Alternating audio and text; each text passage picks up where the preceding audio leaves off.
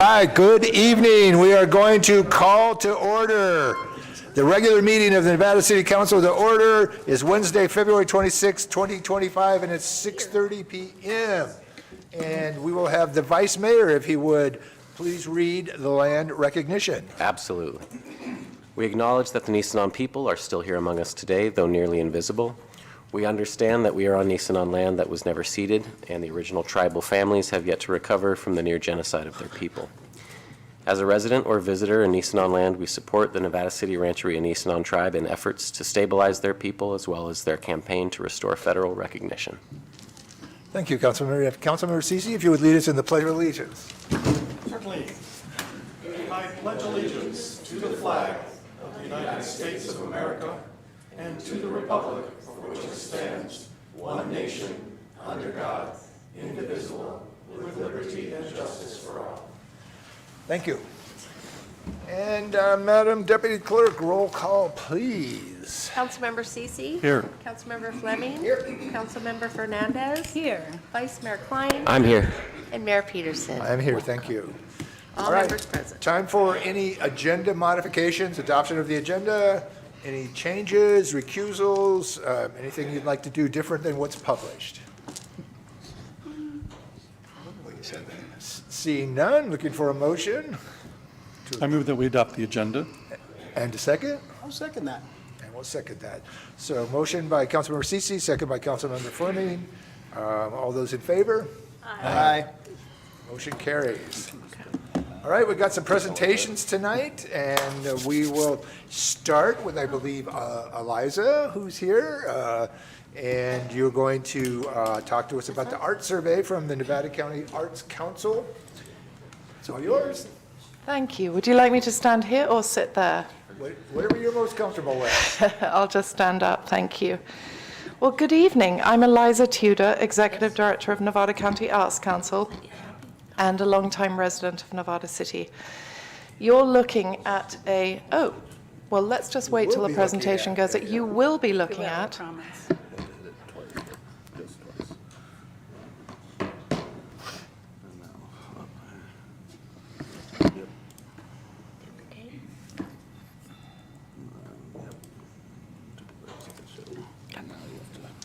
Screen share.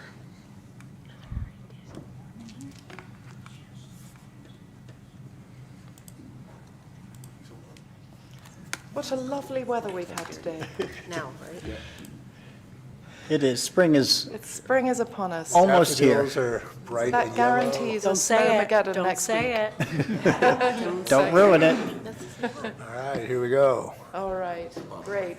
So you need to take it out of presenter mode now, because otherwise you'll see that I'm cheating and that I have a script. Yeah, you have notes. Yeah, Go to slideshow. I know. If you go, click on slideshow. It's there, it's just gotta go over. Little slow. Wonderful. There we go. Great, there we go. Okay. All right, let's start again. So hello, I'm Eliza Tudor, Executive Director at Nevada County Arts Council. It's wonderful to be here tonight. You're looking at a gorgeous picture taken late last year at the opening of Artists at Work, the culmination of a 2-year project called Upstate California Creative Corps, led by Nevada County Arts Council. Through the Creative Corps, artists worked with units of government and social service agencies, tribal governments, environmental agencies, and local communities. The picture itself is a fantastic symbol of art in service to civic life and civic engagement, and a perfect place to launch into a conversation about Culture Forward. More about this in a moment. Culture Forward will manifest as a 5-year arts and culture action plan, the first of its kind for our entire county, but centering our 2 California cultural districts, Grass Valley, Nevada City Cultural District and Truckee Cultural District. Our sponsors are, thanks to one-time funding from the state, that's California Arts Council, and if you could go to the next slide. I'm so sorry, I forgot I was meant to tell you. Ahead of myself as always. So the next slide again. Wonderful. So our sponsors are, thanks to one-time funding from California Arts Council, Nevada County Arts Council, Grass Valley Nevada City Cultural District, that's you as one of our partners, and Truckee Cultural District. And the next slide. And our planning partners are the City of Nevada City, the City of Grass Valley Chamber, Nevada City Chamber, the Town of Truckee are 2 Main Street organizations. So that's an amazing civic and business partnership in relation to the arts. And if you could go to the next slide, thank you. But first, a little context. As you know, Grass Valley Nevada City Cultural District is one of only 4 rural districts in the whole of California, among an inaugural cohort of only 14. Along with our sister California Cultural District in Truckee, we have a strategic opportunity to plan for the future in a way that puts us ahead of other communities. Together, we can build upon the concept of creative placekeeping. We can strengthen our cross-sector partnerships, engage with our community, advance real local change, address our most important community challenges, work against byproducts of placemaking, such as gentrification and displacement of artists, nurture future cultural leaders, never has this been more important, plan as a county, because together we are better, and for this to happen, our arts sector must play a vital role. If you could move to the next slide, thank you. So why? Being a California Cultural District gives us a competitive edge for grant funding and fundraising. It gives us a vehicle for better acknowledgement of our vibrant arts and cultural scene. It provides an umbrella brand to promote arts and culture and strengthen sustainable, thoughtful tourism. It creates access and promotes equitable practices within our sector. If you could move to the next slide, thank you. So back to the example of our program. That's the photograph you saw of the artists gathering at the Rood Center at the opening of our exhibition. Upstate California Creative Corps shone a light on the role of artists as essential workers. In Nevada County alone, we invested close to $500,000 to support awareness for some of our most critical local issues. If you could go to the next slide, thank you. And we're just going to move quickly through the next few slides. There are a few pictures that I'd love to show you taken at the opening of Artists at Work, which celebrated the work of our Nevada County artists alone in areas such as public health access, youth access to the arts, indigenous knowledge and language recovery, hunger relief, housing solutions, climate mitigation, disaster preparedness and emergency response, and in Eastern Nevada County, the immigrant experience. So if you just want to click through. And then $60 million from the governor's 2021-22 state budget was invested in the Creative Corps, with Nevada County Arts Council leading the upstate region, responsible for re-granting funds across 19 counties. And if you continue through, oh look, there's someone we recognize. Sean and Bob. Here is a local leader we might recognize, drawing inspiration for the city's Champ Gallery space at the opening of Artists at Work. Okay, so let's look at some of our foundational work for Culture Forward. Again, that's our arts and culture master plan for 5 years. In 2024, we led an RFP process resulting in contracting of Scansion, a human-centered design consultancy. We chaired a significant leadership roundtable at the Miners Foundry. We supported Scansion's deep dive into key studies and reports, including the county's new Economic Development Action Plan, its Community Wildfire Protection Plan, its Recreation and Resiliency Master Plan, the Sierra Economic Development District's Comprehensive Economic Development Strategy. The acronym is fine to use, it's called CEDS. And our own recently published Arts and Economic Prosperity Report. We supported interviews with key experts and created Culture Forward Style Guide to support our community engagement phase, which kicks off tomorrow. And we created arts and culture. We created our Arts and Culture Action Plan Framing Report. And if you could move on, great, you're doing really well. As you know, last year we released the findings of our second economic impact study of the arts, showing $66 million in economic activity during the financial year 22-23.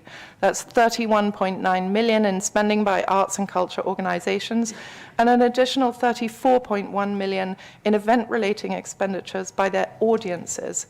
That economic activity supported close to 1,500 jobs across the sector, provided $39.4 million in personal income to residents, and generated $13.2 million in tax revenue to local, state, and federal governments. But this comes with a caveat.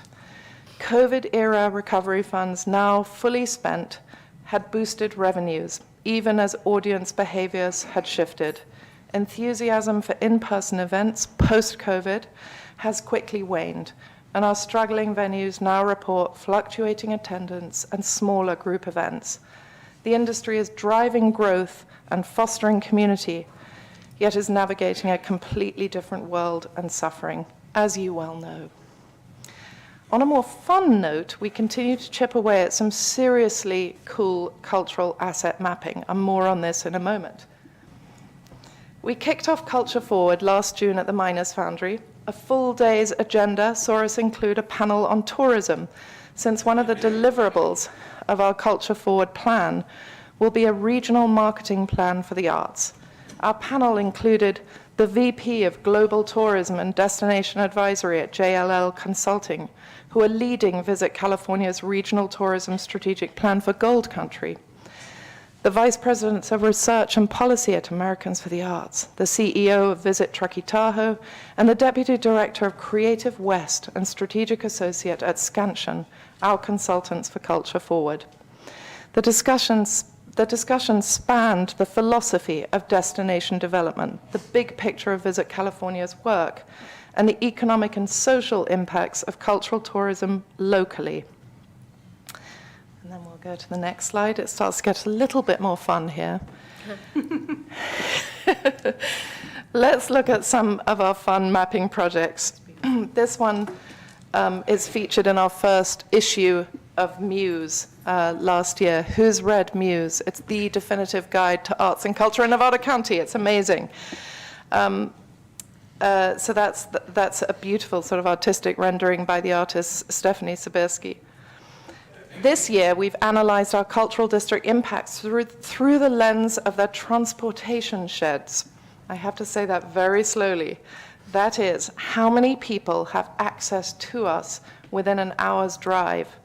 As you can see from this map, both districts together, Truckee and Grass Valley, Nevada City, command a regional population transportation shed of over 1.5 million people. And then if we go, oops, we're meant to have moved along. Uh-oh.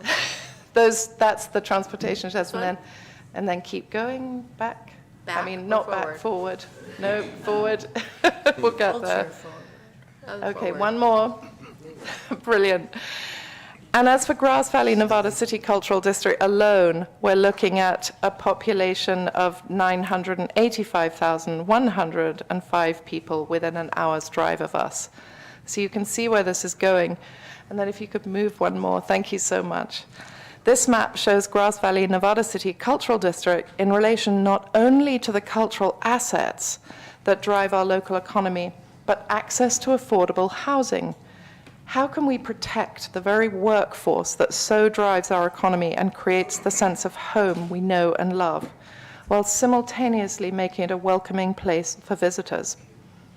Go to the next slide. Thank you. Here we are with key state legislators as they kicked off a tour of California cultural districts across the state, right here in Grass Valley, Nevada City. Among them was Senator Ben Allen, chair of the Joint Committee of the Arts, and Assemblymember Tasha Borner, chair, California Assembly Entertainment, Sports, Tourism, and Internet Media Committee.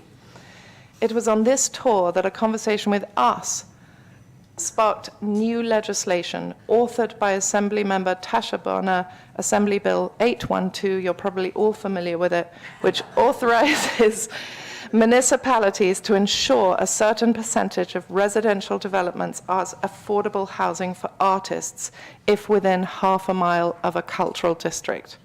So this is amazing that here in our beautiful downtown areas of Nevada City and Grass Valley, your local arts council is having such an effect on state legislature and driving change. Here is a view, oops, next one. Thank you. And here's a view of Nevada City's downtown area from our online digital cultural asset map, where you can click on any asset to open it up with a description and how to reach that particular asset. And from this, you may be aware that we've worked very closely with the Nevada City Chamber this year through a platform called Story to create really immersive experiences for visitors and locals alike, which is incredible. And then if we go to our next slide. And so finally, here's a bird's eye view of our two districts together. That's Truckee and Grass Valley, Nevada City. Through mapping, one can see the enormous potential, not only for unique approaches in planning that acknowledge distinct communities, but regional approaches that we can leverage through proximity. If you could go to the next slide, thank you. Here are Culture Forward's deliverables.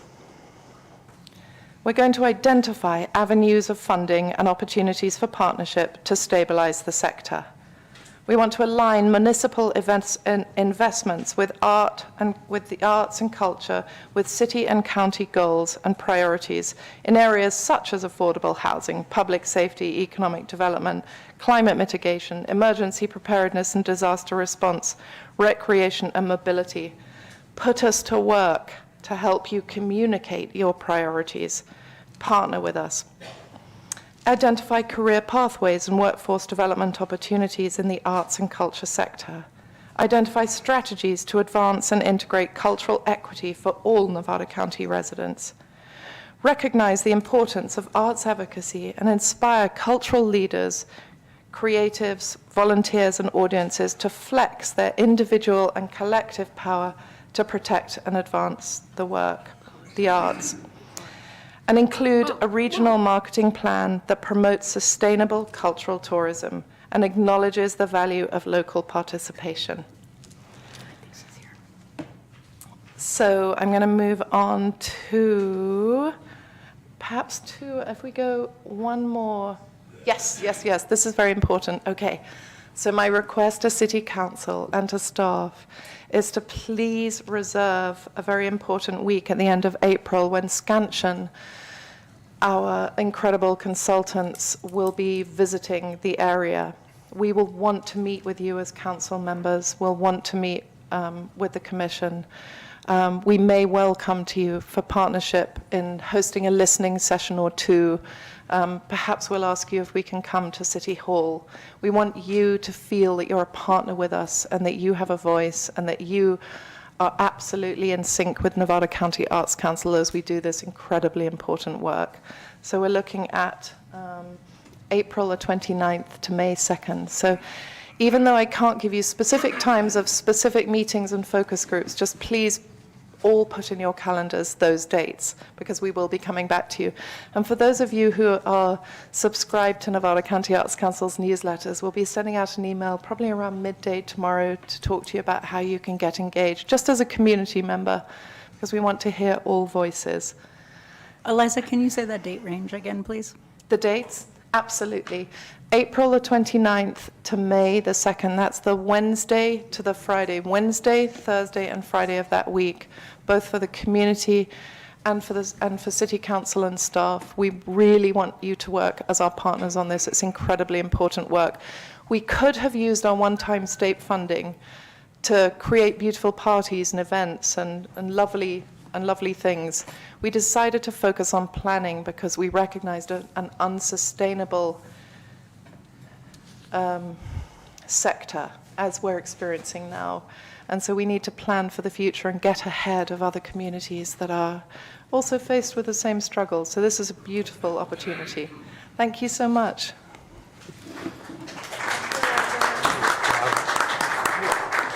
Are we good? Do we have any questions? Good? All right, thank you, Eliza, very much. A lot of great stuff there. I'm fascinated with the transportation shed, the number of people who can access. Really interesting information. All right, we're going to keep moving. We've got a big agenda tonight. We're going to go next to presentation by PAWS, Protecting Animals While Supporting Sobriety, and I have Dan Foss and Liz Newman as co-presenters on this. We're gonna have one more too, Rose. Rose doesn't want to come up. She's gonna come listen to what I says.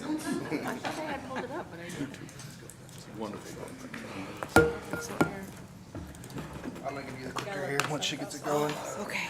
Okay, we have a short PowerPoint, but while we're getting that up, I'll do the introduction real quick. So, hello, Mayor, members of council. My name is Dan Foss, and today I am coming to you as a board member of our new nonprofit called PAWS, which stands for Protecting Animals While Supporting Sobriety, which is a tongue twister for me, but I love the acronym. No, sure. Liz is going to present us with a slideshow she created, just explaining what this is and why the importance of this is for our community. But I kind of wanted to share how we got down this path. Liz scheduled a meeting to come in and talk about some of the concerns she had for the homeless, for the unhoused in particular, and some of the gaps in needs that she felt that could help those that were most needed in our community. And she had a list, and we'd go over several of them, and for the most part, I'd say, yep, I love it, but probably it's really difficult to make that work, really difficult to make that work. She got to this idea with the animals, and I couldn't believe it. I was like, wait a minute, are you sure that's a gap? And she says, yes, I'm telling you it is. And I said, that can't be a gap. If that's a gap, we have to fix it. And this was the end of last year, about October, I think we met. We are now a 501c3, newly established, and we're moving forward with this. And we're moving pretty fast. And I think it's a great idea, and here we go. I'm going to turn it over to Liz, and she'll present the slideshow for us. Hi, good to see you guys. So, I'm super excited to introduce PAWS, which he said stands for Protecting Animals While Supporting Sobriety. So PAWS offers a comprehensive solution to a critical challenge in our community, helping individuals struggling with addiction seek treatment without abandoning their beloved pets. This innovative program provides temporary foster care, veterinary support, and reunion services, addressing a significant barrier to recovery while promoting animal welfare. So, many individuals struggling with addiction face a heart-wrenching decision: seek life-saving treatment or keep their beloved pets. For our unhoused and low-income neighbors, these pets are often their only family, providing unconditional love and emotional support. Studies show that for people experiencing homelessness or financial hardship, pets provide significant emotional support, a sense of responsibility, and companionship. They positively impact mental health by reducing feelings of loneliness and isolation. Positively. Yeah.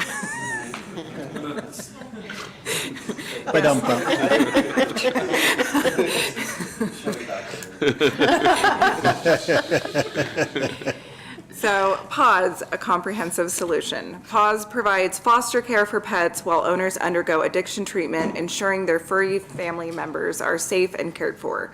Full veterinary care, medical support, including spay and neutering, are provided to ensure the pet's health and well-being. PAWS offers pet food, supplies, grooming, and regular updates to owners during treatment, maintaining the crucial bond between pet and owner. And then we also do post-treatment reunion support services, help owners and pets transition back to life together smoothly. So, treatment completion rates increase by 38% when clients know that their pets are safe, according to the Journal of Substance Abuse Treatment. 91% of people in recovery report that their pets are a major source of support, according to the Human Animal Bond Research Institute. And individuals with strong support systems, including pets, show 50% higher rates of sustained recovery, according to the National Institute on Drug Abuse. So 6.3 million companion animals enter shelters annually, according to the ASPCA. 23% of shelter surrenders are due to owner crises, including addiction treatments. The average shelter stay of a dog in Nevada County Animal Control costs $703 per animal in a 30-day period, not including medical care.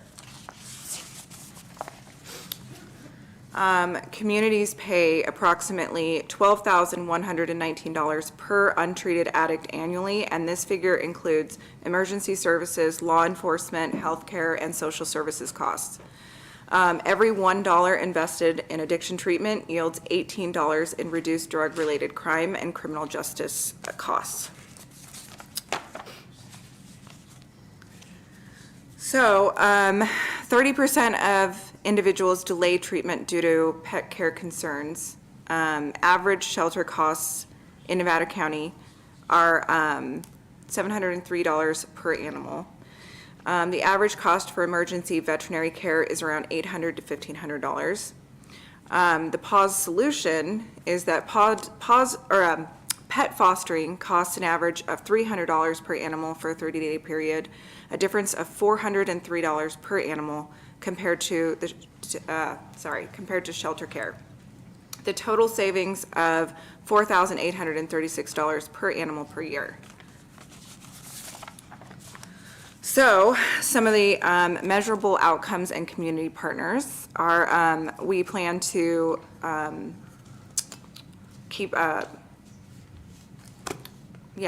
we're going to, sorry. Measurable outcomes, numbers of clients served, treatment completion rates, pet health outcomes, cost savings to city services, and community impact metrics. Some of our proposed community partners are local veterinary clinics, Sammy's Friends, Rudiger Foundation, Nevada County Public Health, local animal shelters, and local groomers. So this is not actually a new program. It's new to this county, but there are similar nonprofits nationwide. Similar programs exist showing the growing recognition of this need. These programs have shown significant success in helping individuals complete treatment while ensuring their pets are well cared for, proving the viability of the PAWS model. One in particular, Dogs Matters in Texas, they've been around since 2015, and they have actually helped over 1,200 pets. So, in conclusion, your support will help remove significant barriers to addiction treatment, allowing more individuals to seek the help they need.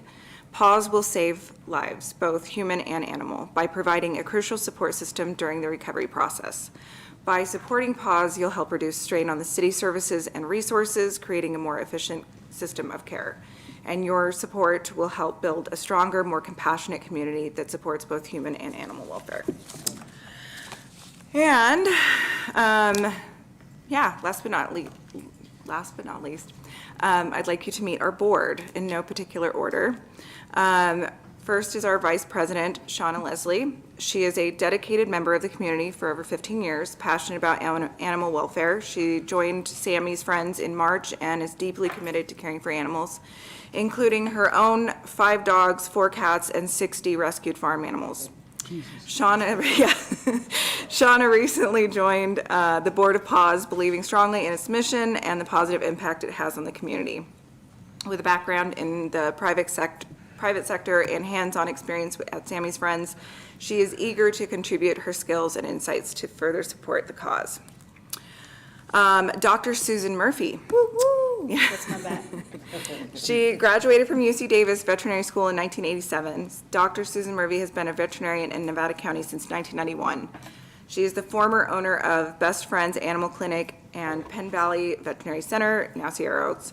And she is the current owner and practitioner at 4 Paws Animal Clinics in Nevada City. She works with several rescue groups to try to provide veterinary care at a reasonable cost, and she has dedicated her life to helping animals in need and being a voice for those that have none. And then there's, of course, Nevada City Police Chief Dan Foss. The money guy. I know we can trust him. Yeah, I forgot to mention, Susan Murphy's also our vice president. I don't know if I mentioned that. We have 2 vice presidents. So Dan Foss is our treasurer. Chief Foss has over 20 years of law enforcement experience serving in various roles, including patrol officer, detective, sergeant, and currently as chief of police for Nevada City Police Department.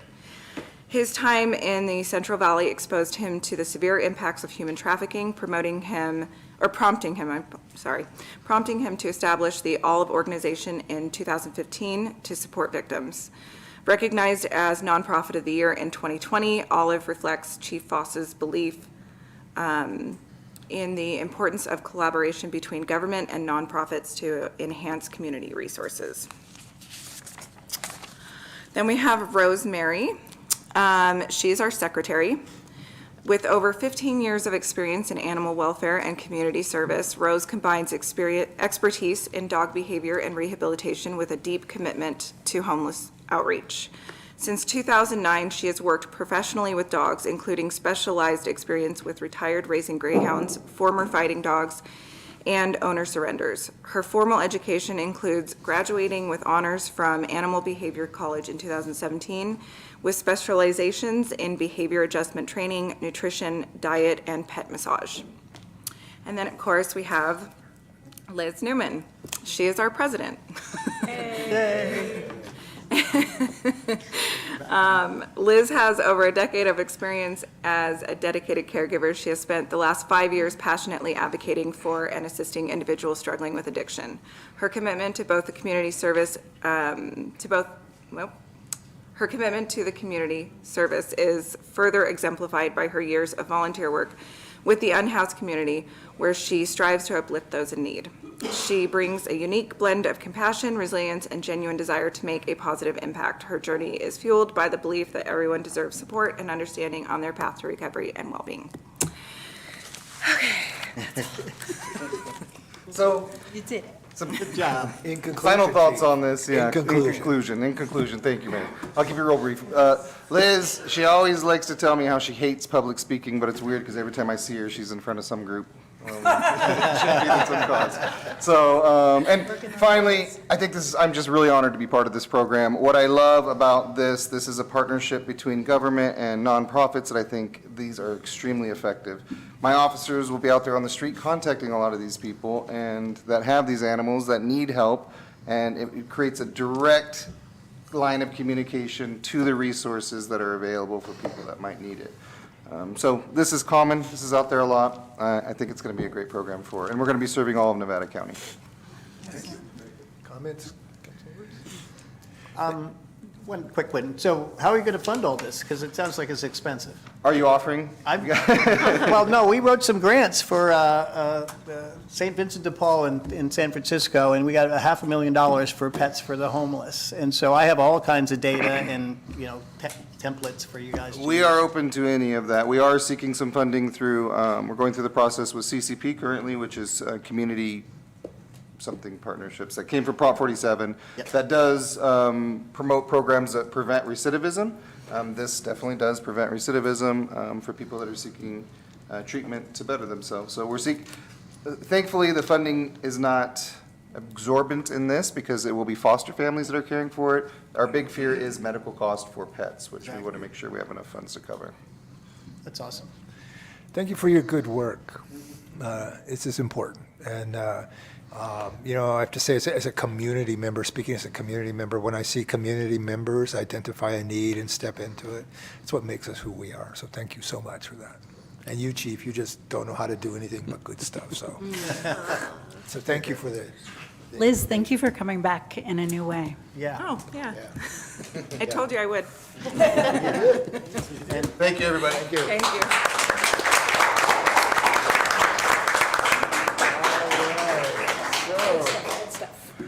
All right, now we're going to move to public comment. Government Code Section 54954.3 provides that any member of the public may address the city council on any matter not on the agenda but is within the subject matter jurisdiction of the city.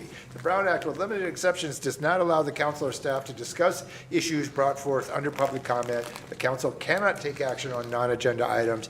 Concerns may be referred to staff or placed on a future agenda. Please note that comments from the public will also be taken on the consent calendar and each agenda item as it is heard. We limit everybody to 3 minutes. Do we have public comment? Good evening. How are you guys doing? Is this great to be in Nevada City? We just got nominated as being the best small town, top 10, again. again. My name is Catherine Bramkamp. I'm a resident of Nevada City. I am also on the board of directors for the Arts Council, so it was fortuitous to be here for that event. Nice work, Eliza. Thank you. I am here to invite you to the Sierra Writers Conference. Sierra Press, part of Sierra College, has been running a conference for 10 years now, and we hold it at Sierra College in Grass Valley. It's on March 8th, and our special guest will be Amy Tan, is speaking at 2 o'clock in the afternoon. So, 2 things. You can come to the whole conference that will have workshops, lectures, all about writing. That starts at 9, or if you want to just see Amy Tan, we have convinced our fearless leader to let us invite the public at 1:30 to come and get a ticket for $40, first come, first serve. The conference goers will have reserved seating, and the public is welcome. I want to pack the house, so I'll be there organizing you. So, and that's it. I would like to welcome you all to come, and we're looking forward to having a wonderful conference. This is why the Cultural District is so important, because we can support projects like this. Thank you. Thank you so much. More good work. More good work. Anybody else? Public comment? All right. Surprise. Seeing none, we will move on to the consent agenda. All items listed under the consent agenda are considered to be routine in nature and will be approved by one motion. There will be no separate discussion of these items. Before we take action on the consent calendar, we will hear any public comment on the consent calendar items only. Have any comments? Any public comments? Okay. I'm looking for a motion and a second to approve the consent calendar. I move that we approve the consent calendar. I second. Motion by Councilmember Fernandez, second by Vice Mayor Klein. Roll call, please. Councilmember Cece? Yes. Councilmember Fleming? Yep. Councilmember Fernandez? Yes. Vice Mayor Klein? Yes. And Mayor Peterson? Yes. Motion carries 5-0. Okay, so we will now move to the business agenda. And first up is consideration, item 6, consideration of the special event street closure request for the Nevada City Music Festival. And this will be presented by Lon Peterson with Jesse James. Jesse James. Good evening, Mayor, City Council. Lon Peterson, Assistant City Manager for the City of Nevada City. I'm here to bring for consideration special event street closure for the Nevada City Music Festival. Joining us tonight is Jesse James, and he will be here to discuss the event. With that, I'm going to turn it over to Jesse. Hello, everybody. Thank you for the opportunity to present this festival. Well, I've been a part of this community for the past 2 years now, living here. Lived in Sacramento for the last 20 years. And I had the pleasure of working with CBS Radio, developing major festivals with that group early in my career. I sat on the board with the Elk Grove Youth Sports Foundation with former Mayor Gary Davis in developing the running of the Elk, that half marathon in the city of Elk Grove there. Through that time, we developed other major festivals here in Sacramento, in the region. The Sacramento Salsa Festival, the Elk Grove Music Festival, of course, both in historic areas. And living here, being a part of the music community, as I've been observing everything that's been happening, one, I'm proud to be a part of this, arts and music community here. And it's been great overall so far, and attached to the music scene here, even at the Fern, as a resident music artist there. The music festival that we have here is the Nevada City Music Festival concept to have multiple stages throughout the city here. From noon to 6 p.m. is what we're presenting here. And the idea is to bring a diverse music, not just with live bands, but also the DJ community as well. I've also now joined KVMRX as one of the local DJs here just recently. And that's my new venture here in giving back to our community, to a nonprofit organization, and donating my time in developing the culture of music through the community station there. I'm glad to just continue to be moving forward and being rooted here in this community. So this festival will have local vendors. They will have, of course, food vendors, craft vendors. We'll bring in sponsors as well to support the cost of the festival. We are not a nonprofit. This will be the Nevada City Music Festival, a new entity that will be established here with the city. So, do we have the next slide here? All right, so again, our objective is to bring a one-day music festival here to Nevada City. This is an all-ages festival, and our goal is to pretty much shut down almost all the streets here in town, and almost, I don't know about all of them. There's a couple key ones. A couple key ones in downtown. I wouldn't Couple start key like that. I want to clarify. And, you know, all of our music festivals, when I do the Old Sacramento Waterfront on the Embarcadero, I'm able to have a gated area around that space. The Elk Grove Music Festival, it's in Old Town Plaza, so we have a fenced area for that event. But here in Nevada City, we're not able to really fence down everything. So one of the things we want to do is have, of course, the alcohol permit we'll have set. So we'll have the alcohol piece set here as part of the footprint for the entire festival space in the map, which we'll get to here. So a mix of 20 live bands and DJs, alternative rock, reggae, blues, electronic, Americana, and more music is what we're going to bring here.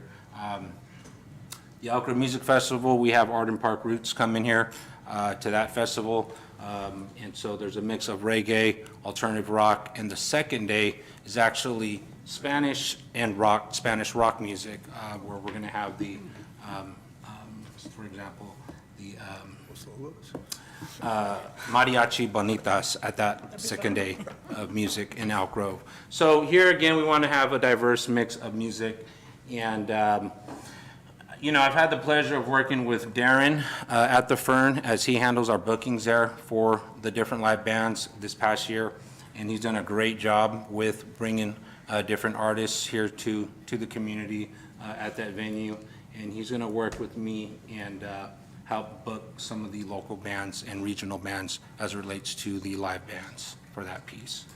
I have a large network of DJs and music artists throughout locally, California, nationwide, and worldwide, and we'll bring some great artists here for the various stages we'll have set.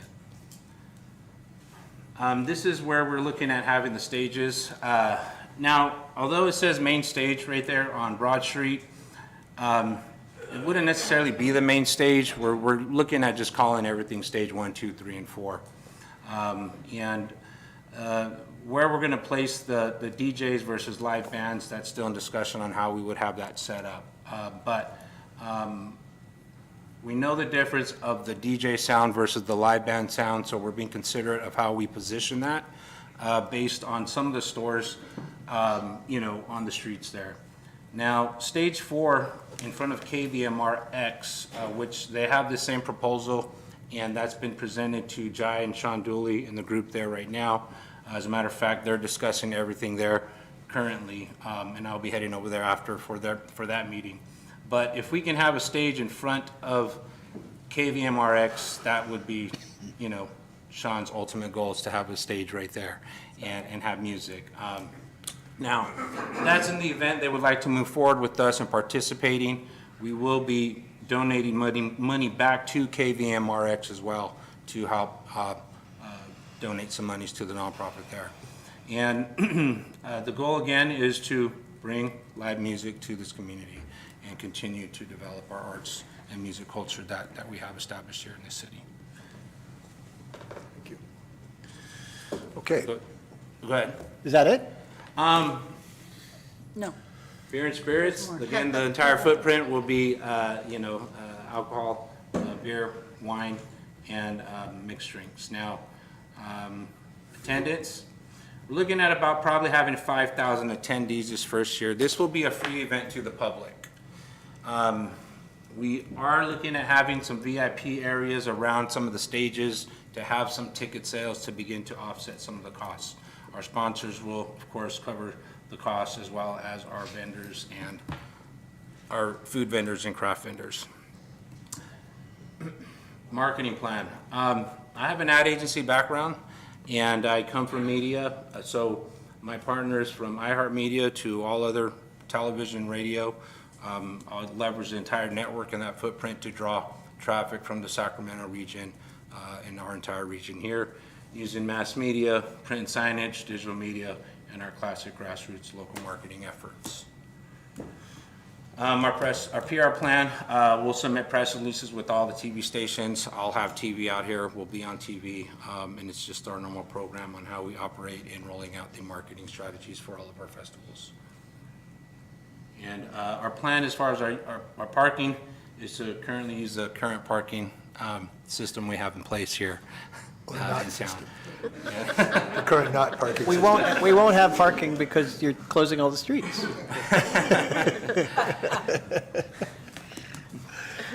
Volunteer program, as we get closer to the festival, we'll open up the volunteer program for folks to participate and volunteer with the festival. That was it. And that's it. That's Awesome. Okay, great, thank you. Let's do we have any, yeah, let's do public comment first, and then we'll take it up from the, okay. How you doing? Is it out? Thank you. My name is Stephen Snow. I'm a longtime fan and first-time speaker on this side. I've served as a planning commissioner. It's really good to see you, Liz. Is he okay, Bill? As Bill You gonna vouch for him?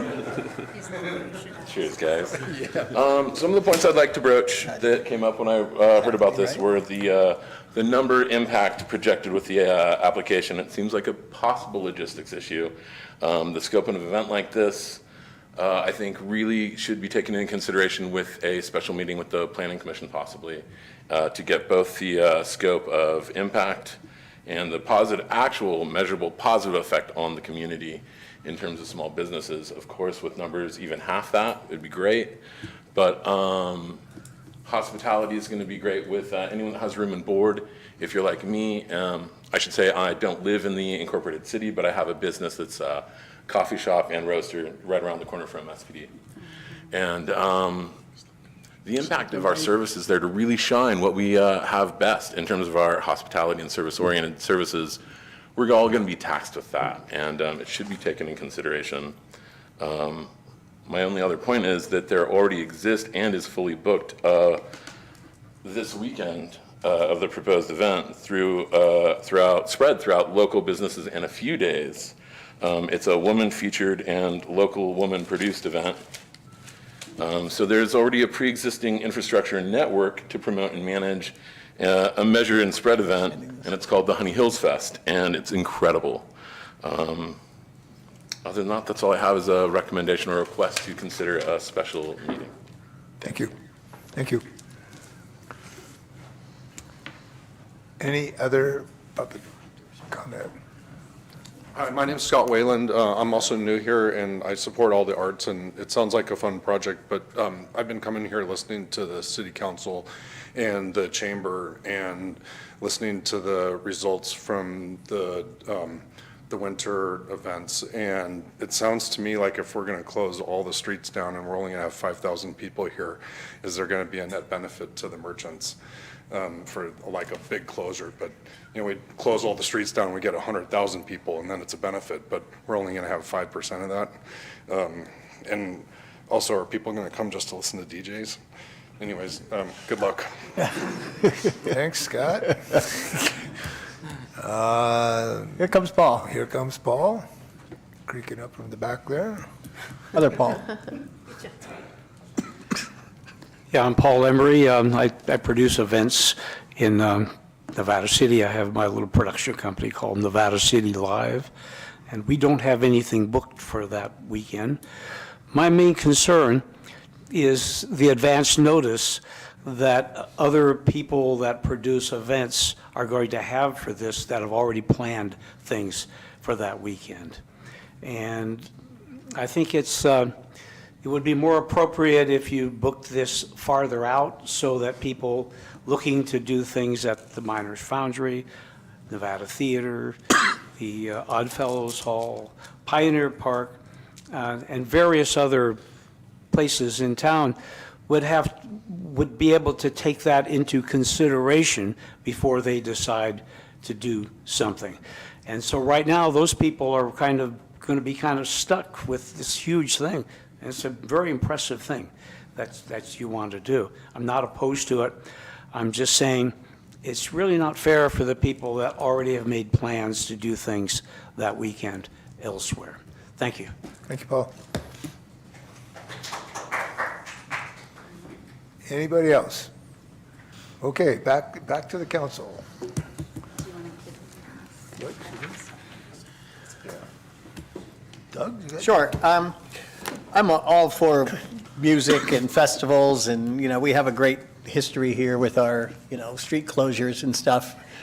It's definitely impactful on the community, though. I mean, there are some benefits to the community as far as revenue from, all the tourists, but, I think you have a great track record and everything, but we don't know how many people are going to show up to this event. Obviously you need 5,000 to pencil out, right? And then maybe more to make it a little bit. Is that what your target number is? I'm sorry, 5,000? No, 5,000 is most likely a number we should hit just because it's a free festival. It probably will be more. Sure. Our ticketed events with our festivals range from 3,000 to 8,000 people for one-day festivals. Sure. And so that's a ticketed event, where this is a free event, and the ticket that you could purchase would be a VIP ticket that would be a section carved out for that purpose of the VIP space. Yeah. So because it is a free festival, we're expecting, to have a large number of people. How do you monetize this then with a free festival like that, with sponsorships? Yeah, with sponsorships, for example, the Sacramento Salsa Festival, we brought in Mission Foods as the sponsor for that. We would put together packages for local sponsors to participate and help offset the costs for that type of festival being free to the public. But that's how we would structure it. And of course, the money's coming in from the vendors and food vendors as well. But And then when it comes to the artist, obviously people usually, that usually drives attendance. Who's the DJs there, maybe they have a following. Do you have any kind of signature name artist that not that I would know them necessarily. Sure, yeah. But have you booked anybody yet? We haven't booked anybody yet. All the booking is based on the approval here. We didn't want to, Makes sense. put the, cart before the horse. for Yeah. that purpose. And it would be a mixture of not just DJs, we would have live bands as Sure. well. So the goal is to diversify the type of music that we can have here, from live bands to DJs. But yes, in terms of the type of headliners we would bring, there would be more of a mid-level headliner within the region. Sure. So the idea of how we structure it would be based on the sponsorship dollars we would be able to get immediately to help secure, the costs for the live bands and, and Okay. operating that dollar. Cool. properly. We're getting a little bit of public comment from our merchants who, they got a lot of street closures, and some of them benefit from it, but some of it don't as much. Yep. And so one of the concerns was the sound. Sometimes if they have a, right next to their thing and they're selling crystals, it might not really go well. So, Sure. are you considering, I know there's a lot of, Yeah, and I've already experienced this, as a matter of fact, with Old Sacramento. I can imagine. And so I've dealt with, all the businesses there and the feedback for that type of sound. And what we do is absolutely take that into consideration. So the scale of the sound system is one that would be palatable in terms of how we set that up Nice. for the space, which is why some of the streets, like the back street there, the Spring Street. yeah, that's a smaller street. The corner of Commercial Street, right there, that glass shop on the corner there. That's probably where we're going to set up the live bands. Go through it on every that. year. So, it's just, so absolutely, we take all of that into Nice. consideration Good. and making sure that we have a level that is appropriate for that purpose. Okay, fair enough. And this is a for-profit event, right? This is not going, you're donating some Correct. money maybe to KVMR, we haven't said how Correct. much, Correct. but we're going to donate some money. Lon, this is a question for you. What are we charging for this? I mean, it seems like this is going to cost us a fair amount of money with law enforcement and street closures and public works guys, hanging out, doing stuff. I mean, I see a $600 fee here. That's the fee. Okay. 500 of that is a deposit, though, Okay. for cleaning deposit. That's our regular Yeah. fee. But, Clearing a cool 100. yeah, I mean, it seems to me that making a profit from our city would merit a little bit more money as far as a, contribution to the city or donation, I don't know, but $600 to close down the streets, to impact our things, so you can make some money and provide some music for people, I think it's a great idea, but I'm having a little trouble with it. Well, the overall goal is to create an economic impact overall for Sure. the city, Yeah. by way of bringing thousands of people here to spend money. Yeah. And some of the KPIs we look at is our per person, spend, and that number, and what that would calculate out to create some type of economic report from the overall attendance. And looking at that number is the important number to look at. Sure. And although Sure, I get that. the costs vary from city to city that we deal with. The city of Elk Grove, they work with us in covering a lot of costs for us, even police costs, to add them as a sponsorship. And so we give them a level of sponsorship through our marketing efforts in promoting the event. So, Nice. Every city has a different goal Yeah. on what the purpose of the event and festival would do for it, but I'm not against Sure. this. I just want to make sure that there's a real Yeah. good benefit to the city and to Sure. the public. Absolutely. And that we're, Yeah. not impacting our people because this is a brand-new event. We've had events here that haven't, we have Tour of Nevada City that used to be thousands of people the last few years. I think it's canceled now. It is canceled now. It was a couple hundred people. So, it's not, our jurisdiction is not the easiest to book, I guess. It's very fickle here, and you got rain factors and things like that. You could have wildfires and things like that Right, as well. right. So anyway, I'll yield my time to the rest of my colleagues. Thank you.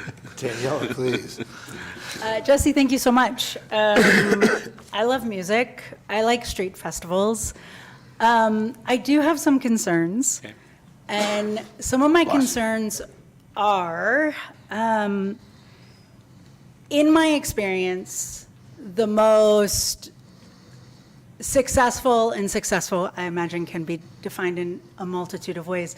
Some of the most successful events and businesses are homegrown.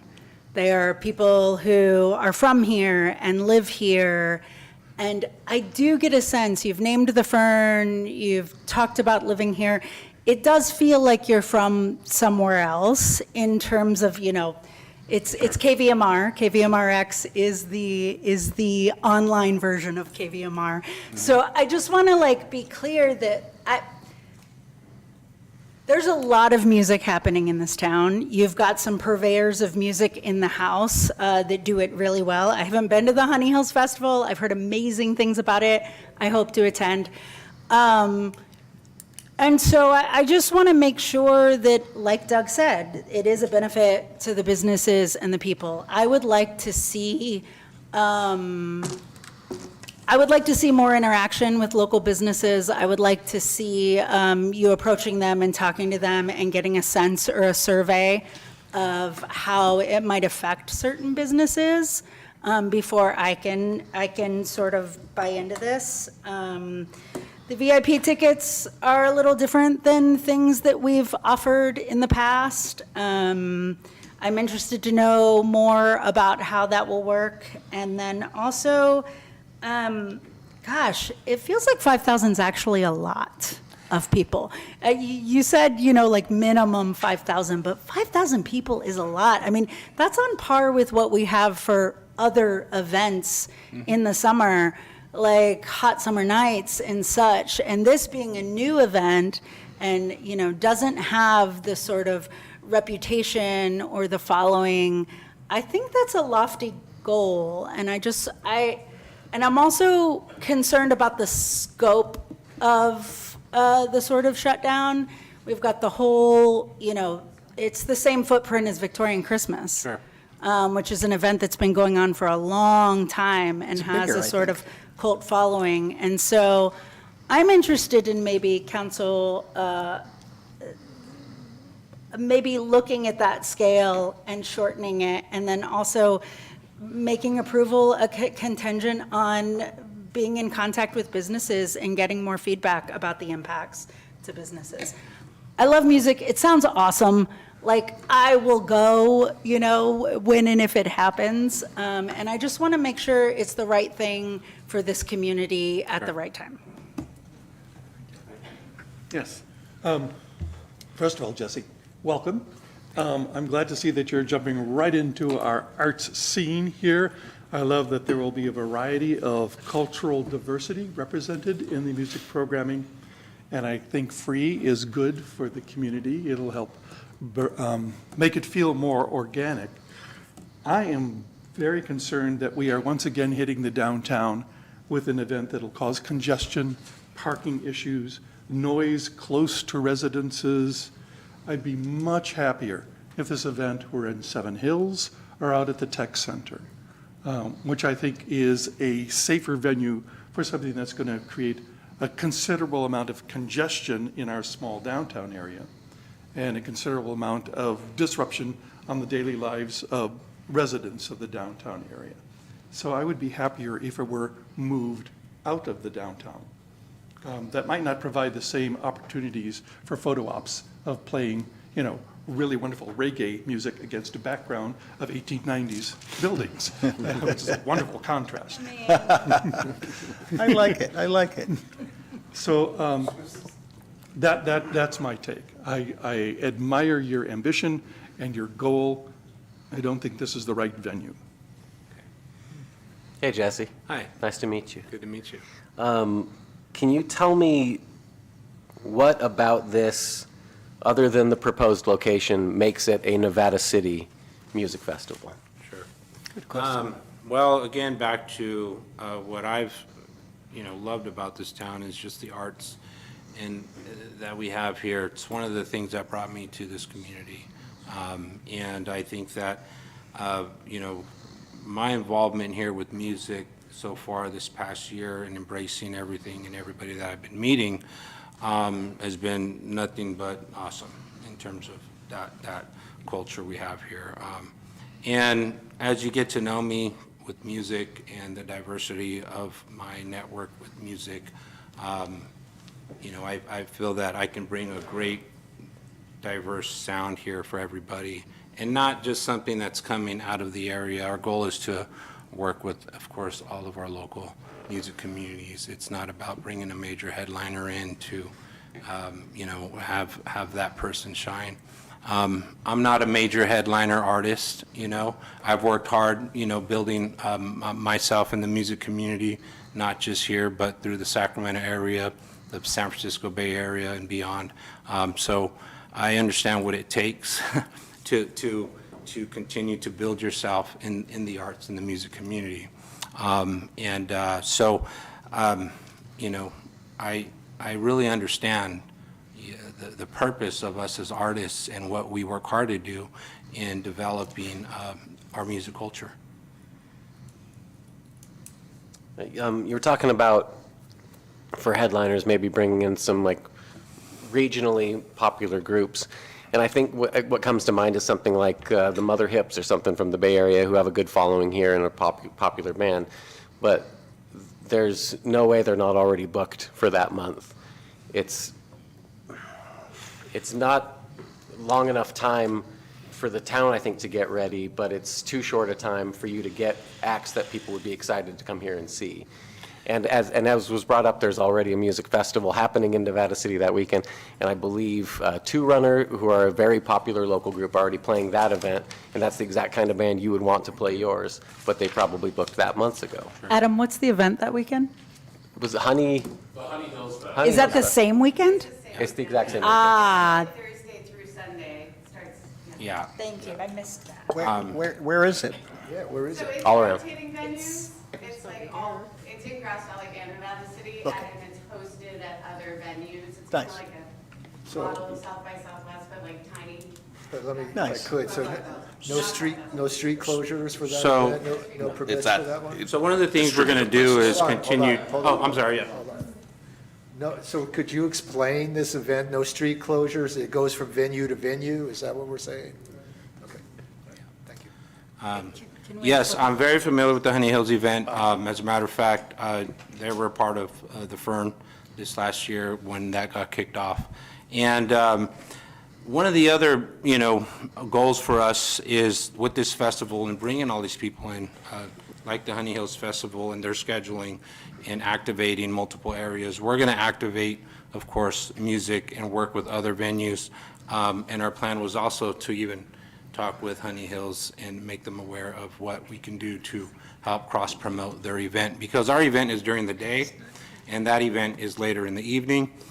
So the idea is to have the thousands of people have the option of migrating to other areas of music and entertainment, of what is happening in that weekend.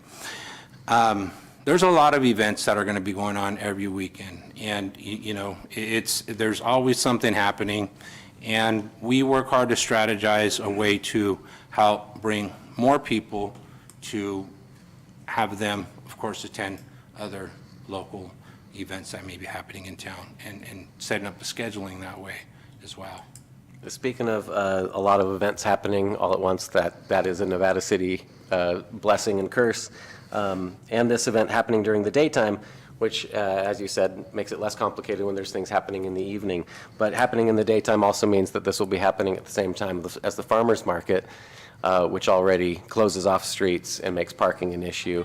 And a load in and load out for the farmers market is also a whole thing, while you would be loading in and loading in as they were loading out, I would imagine.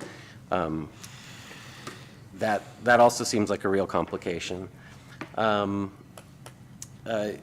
What's the anticipated needed police presence? Would you also be hiring private security? Yes, absolutely. We'll have security come in to help support the police.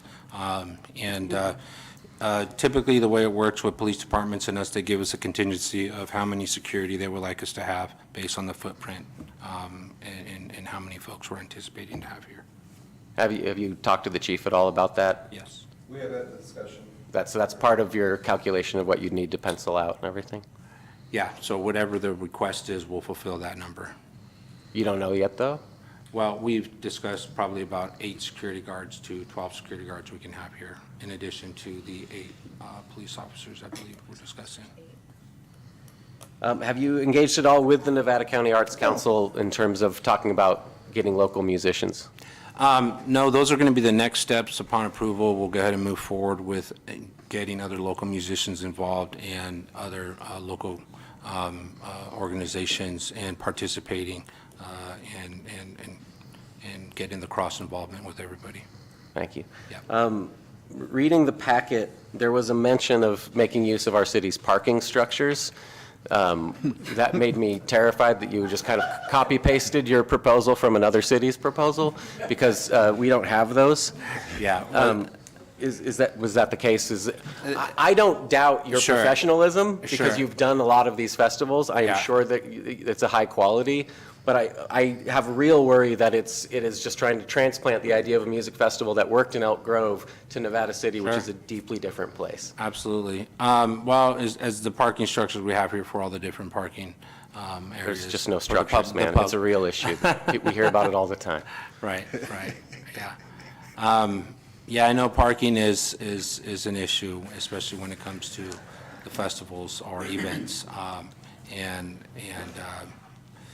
Yeah, if there's any other ideas that we can help address in creating a smooth parking flow, I'm all ears. That's one of the things that makes me wonder why it's not being talked about for the Bodie Hive or for Pioneer Park. Sure.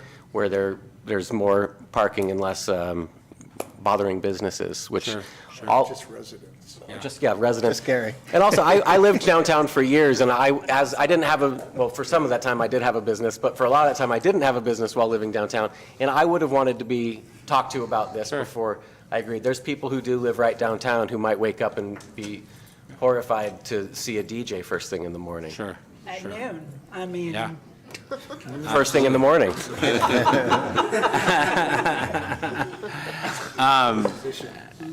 So, It is first thing in the morning.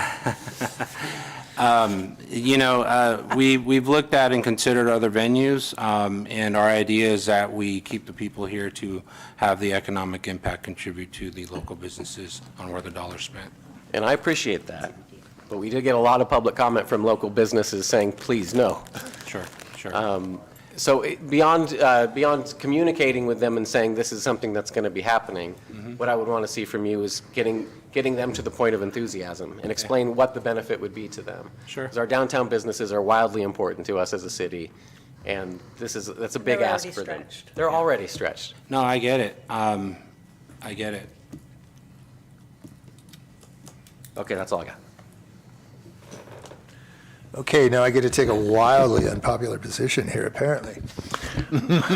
I actually support this event for a lot of reasons, but one, I'm going to tell you my story, how I helped create this event, and it's a very Nevada City story. I was having lunch at Lika's, and George and Lika, who are from France, spent a lot of time in France, and George came to me and said, I got this great idea for a new festival in Nevada City. This is, by the way, a local business person, so I understand that we should do like they do in France, which is each solstice they do the Fête de Musique, which is an annual music festival where everybody that plays music comes out on the street. They celebrate music across the country. It's now in 120 countries, and it's known as World Music Day, and it happens on the solstice. And I thought that's a pretty cool event. I came back, and that was a good idea. I actually attended. I had the privilege of attending and being in France on one of those festivals. It was truly amazing. So I came back to City Hall, and I talked to Sean. I said, well, we should think about this. And he said, we could talk about how to do that. And I was worried about the time, and this was a month ago. I was worried about the time, and do we have time to put it together? He said, well, we could probably try it out. And I think there's a really important piece here about the first time you do something, you didn't know if your event was going to succeed the first time you did it. And that's the way these things are. But he came back, and I talked to him about it, and I'm going to have my, so you can shake your head all you want, but I'm just going to go on here. Sean, said we should talk about this. And so a couple weeks later, I come back to City Hall. A week later, he goes, guess what? A guy showed up and he wanted to do a music festival in June. And he wants to do it on June 7th. I'm going, oh my goodness. So I went back and talked to George, and I said, George, somebody wants to do a music festival. And he said, well, what day is it? I said, June 7th. He says, not the solstice. And I said, George, when the universe drops something on me, I don't say, sorry, wrong date. That's my story. And that's how we got here. I live in Nevada City for a reason. I live here for a reason. But a couple points I want to make real clear here. Nobody knows whether an event's going to succeed until you do it. You can shake your head all you want. I have done so many events. You don't know till you test it out. And until you try something, it's one of the things I hear so much in this city and from so many people. We have never done this, so therefore we can't do it. This is an open window period of time in our city. And I think if we could try it out, see what happens. We will not know until it happens. I don't disagree with the idea that a longer lead time would be helpful. Longer lead time would also be helpful. I don't disagree with that. That was the concern I had when I talked to Sean the first time. But for myself, even though I do feel like I'm probably going to be in a minority, I do support this event. I think there's a lot of opportunities here. And the whole thing about the businesses, we do need to talk to our businesses. We absolutely need to talk to our businesses. And all you got to do is wing this through the Chamber of Commerce, hear where the businesses are, hear where they are. Are they ready for one more festival? And you know what the answer will be? Yeah, lots of them are, lots of them aren't. Same as always. And the music is always loud, the crowds are always loud. We had 70,900 people at Victorian Christmas this year. What about those impacts? But that's okay. But the other thing, there's a thread running through here, I'm just gonna name it because I don't like it, because you're not from here, you can't do it. Somebody said that. I would like to push back on that. Feel free. Because I'm not from here. I didn't say. No. I'm not saying that you're saying anything. I'm just, this is my response. I'm not from here. There's a lot of that for sure. I think what I've come to learn and love about this place, it's not even what I've learned and loved about this place. Let's take missionary mentality. Missionaries go to other countries and they come in and they say, I want to do this thing in your country because I think it's best in your country, right? Without asking the people of the country, what do you need? How do you want to do this? So I'm very aware of like people coming in and imposing ideas that belong in another place that reference housing, parking structures, which our community doesn't have, that again, maybe was, copy and pasted from another community. It's about knowing this community, learning this community, and fulfilling the needs of this community. I'm just gonna. I don't disagree with you. Can I make a motion? Well, I'm going to call for a motion as soon as you're done talking. Great, so I guess that's what I just want to make sure that, because I did make a reference, that it sounds like some references you made that you're not of this place. And that's okay. There are a lot of, I moved here 10 years ago, not of this place. And here I am, my 5th year on this council. But what I'm getting at is just making sure that we are doing things in this community that are for this community and of this community and make sense in this community. Adam asked a great question. What makes this a Nevada City Music Festival? I thought that was a fantastic question. I think that summed up my concern and some of Doug's concern and Adam's concern as well. I don't know that I got an answer from you that satisfied that question. And that's not a judgment, that's not a character thing about you, it's just about who we are and what is right for this community. And that's one of the reasons where KVMRX would come into play to help, with the culture of the localization of integrating the diversity that you're talking about. The new kid on the block. I'm not going nowhere. I'm here to help continue to create economic impact to the community. It's what I do professionally, and I'm a musician, and this is what I got. Yeah, maybe some fine tuning on this. Sure. All right, so I'm going to call for a motion, and let's see if we get one. I'm calling for a motion for approval of the resolution to approve the special event street closure request for the Nevada City Music Festival. Mayor, I'd like to make another motion. Hold on, please. We first have to work, Okay. we're going to work through the process. So let's see, do I have a resolution? Seeing none, I can call for an alternative resolution. Counselor? I believe that's how it works. I'm not sure what you're referencing by resolution. Was the mayor? Consideration, okay. Yeah. Did the mayor make a motion? Was that a stated motion? I was looking for a motion, I was looking for approval for the special event request. Okay, and is there a motion to make that approval on the table? I did not see a motion to make that Okay, approval. then the table's open for any other motions. Okay. I'd like to make a motion. I move that this proposal needs a little more work and quick. And I would like for Jesse and Lon to engage local businesses and figure out what the impacts are and the buy-in. I would like you to go ahead and make that connection with the Nevada County Arts Council and the Honey Hills Festival and see if there is buy-in and sort of navigating and support, respectful scheduling, and then return to us next meeting. Okay. Before I ask, can you do that? Yes. Okay. So I don't know that I I think we need more time.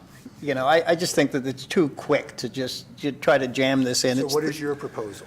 Can we just see if there's Yeah, so go support ahead. for that Go ahead. proposal? Is there a second for the motion? Yeah. Is there a second for the motion? I'll second it, just so we can debate it.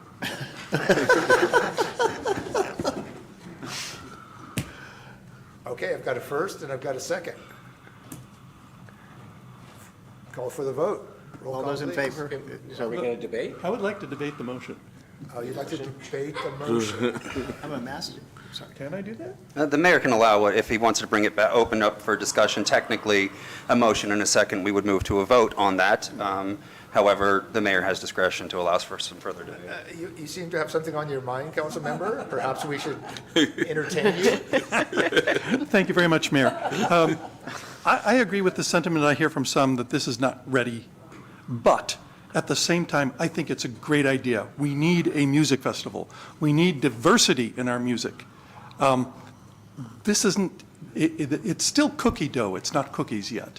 So I think work on it again and come back some other season. I see, that's where I am, too. Okay. That's how I feel.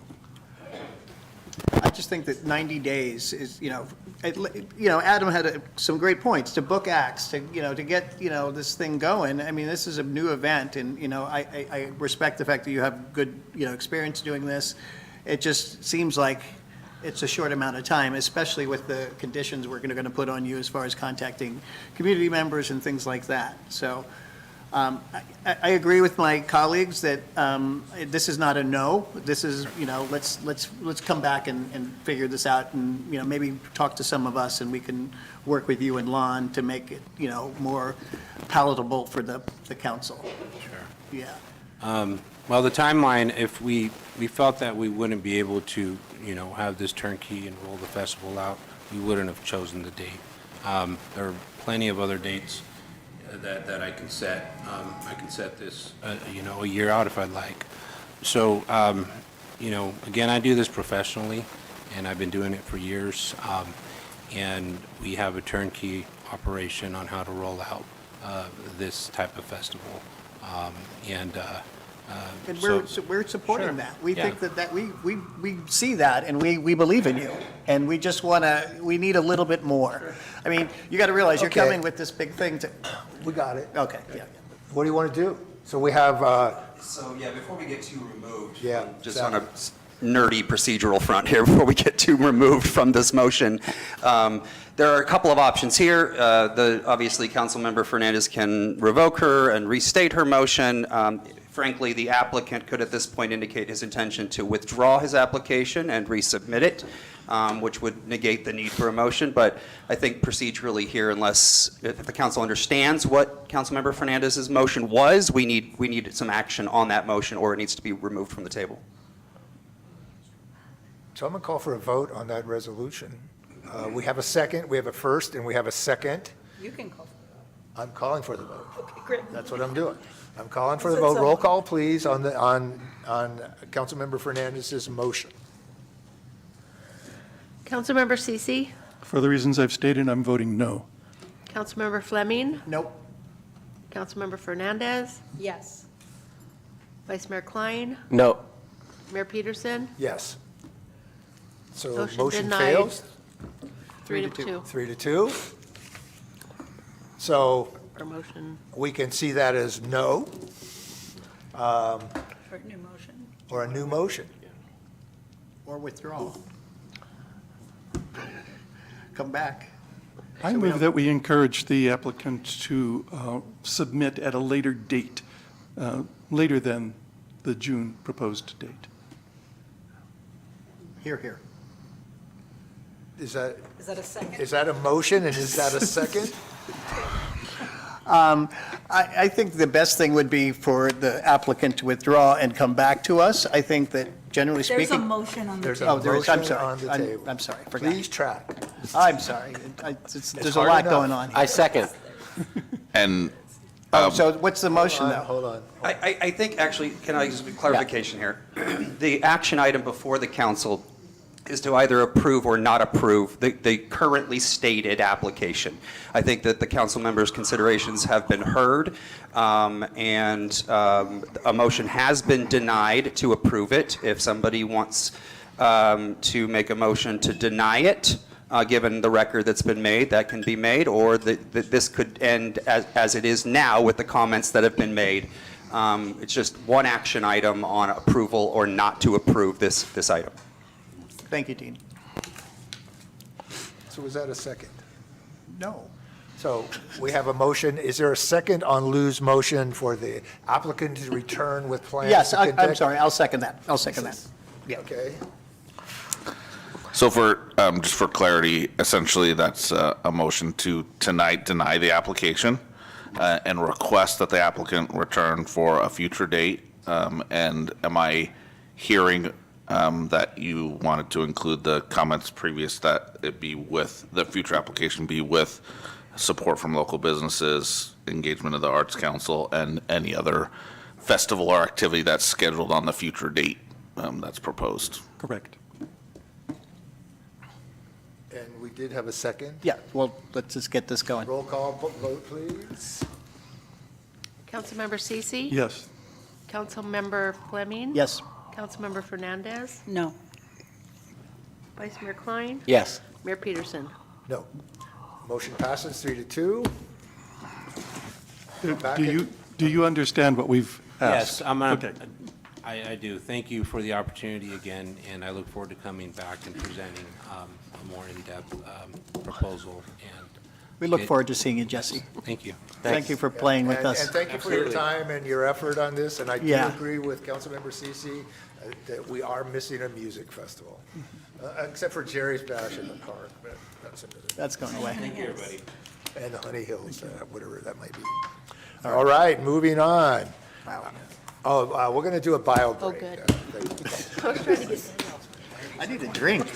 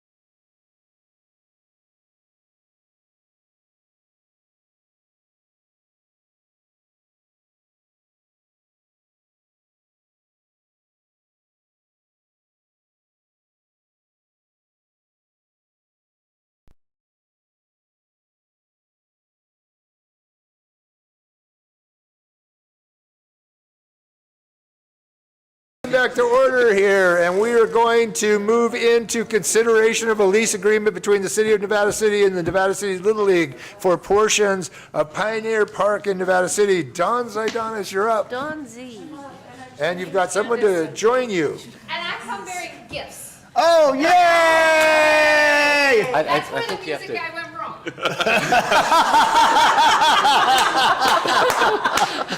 Just leaving, just getting shot. Giving our lawyer a heart attack. No worries. But I'll come with I'm the least important person up here. So much. Is this appropriate?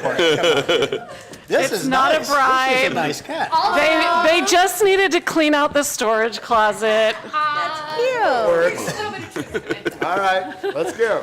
Okay. You look fabulous. Good evening, Council. Dawn Zaidanis, Parks and Recreation Manager. We are here because the city has a MOU that is a little bit outdated with Nevada City Little League. That MOU was created in 2010, just a few short years ago. And so we're looking to update that. The league, as you probably know, maintains the upper field at Pioneer Park and much of the lower field as well with volunteer efforts, and has many paid projects at the locations there at the park to meet their needs, and it makes the park beautiful. So we're looking to update our agreement and have an agreement that gets renewed every 5 years. This first agreement, in case you were noticing closely, is for 4 years, so that it'll match up with all the ones we did last year. And I'll bring them all at the same time in the future. And so probably the most important aspect of this agreement is, one, for the staffing is what is our responsibility as city staff and what is Little League's responsibility. So it spelled that out a little more in detail.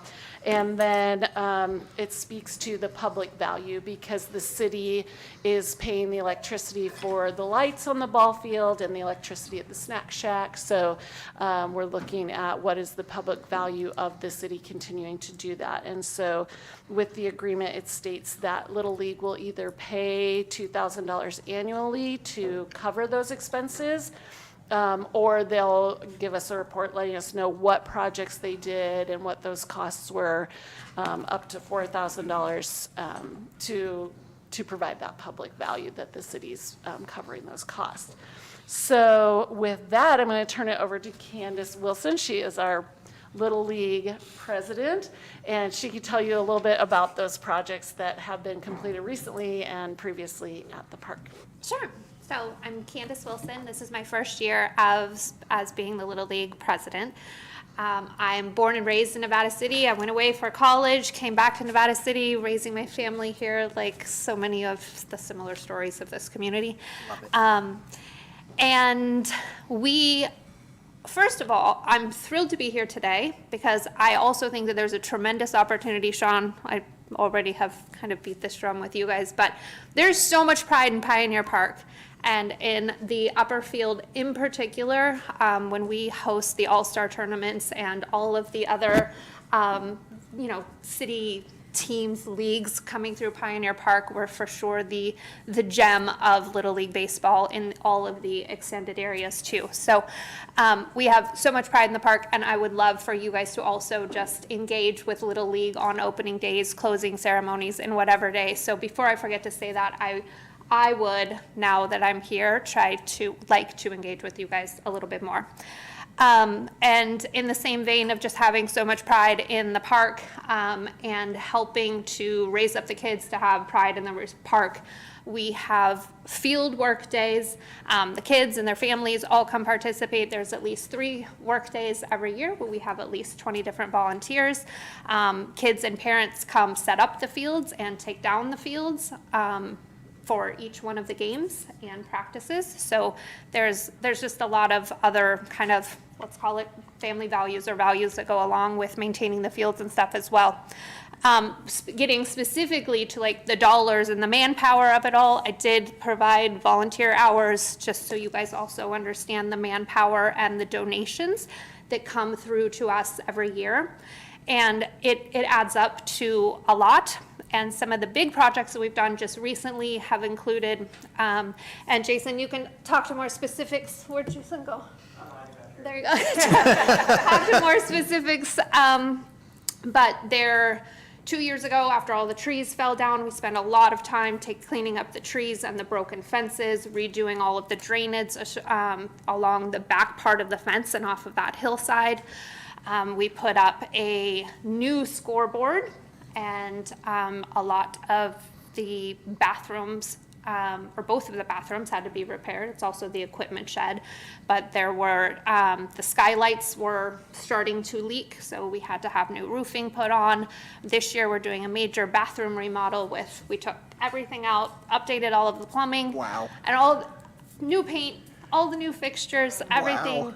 We installed a drinking fountain last year, so there are just constant upgrades that we're doing, just to make sure that it always looks nice and it's well taken care of. So I can answer any questions, and I provided a ton of detail to you guys. And the other thing is, if you guys want to see that in any other kind of format going forward with how we collect volunteer hours or whatever, just let us know, because we can do it in a much more formal way. I very much, project, people, man hours. That was kind of how we did it. But anyway.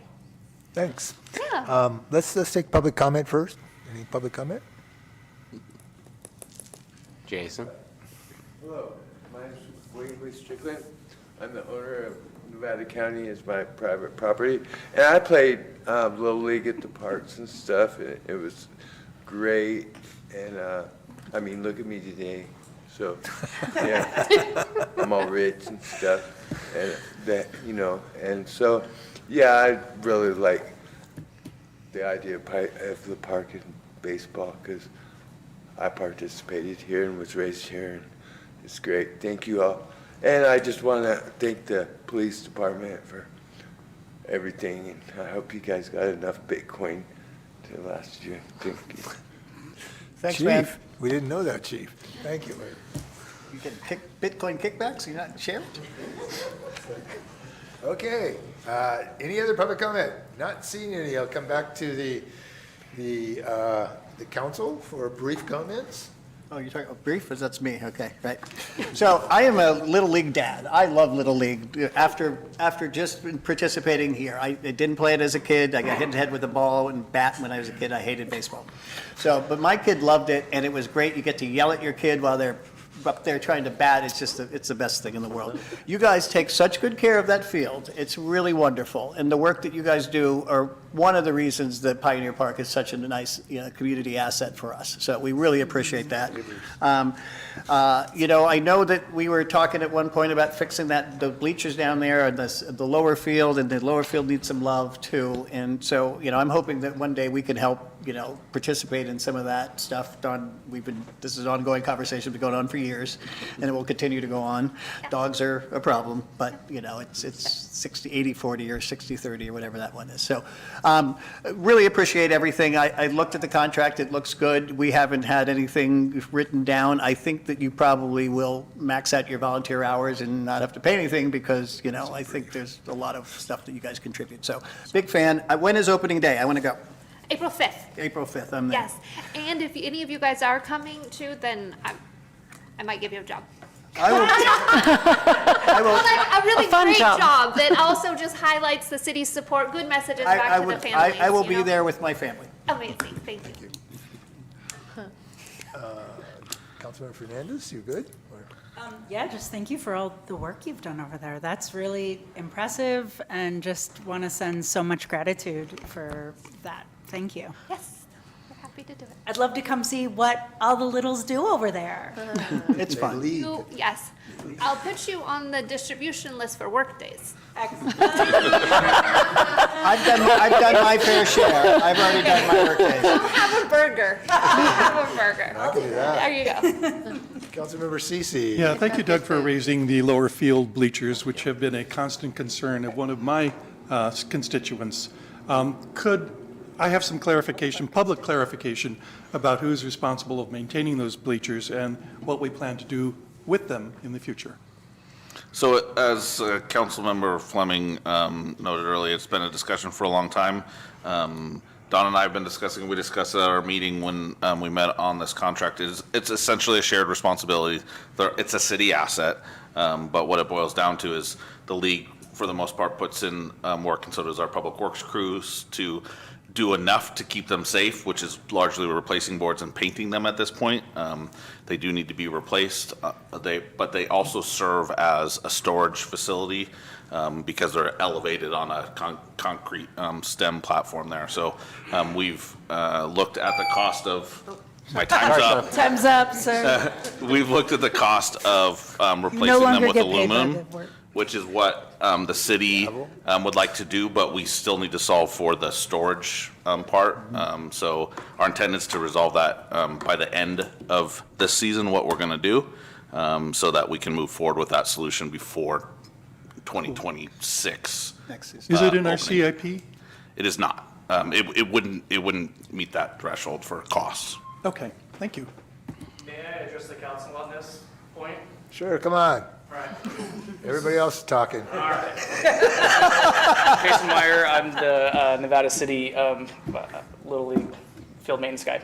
And in regards to the lower bleachers, we were just down there doing our field maintenance day. And when me and a few other of our associates were looking at it, it appears that it has some real value to the park. And aside from just being the storage portion of it, the center walls are straight, they're secure, they've got a poured foundation on them. The real problem with them is every 20 years or so, when the boards go and rot out, we need to replace them. We're at that point, basically.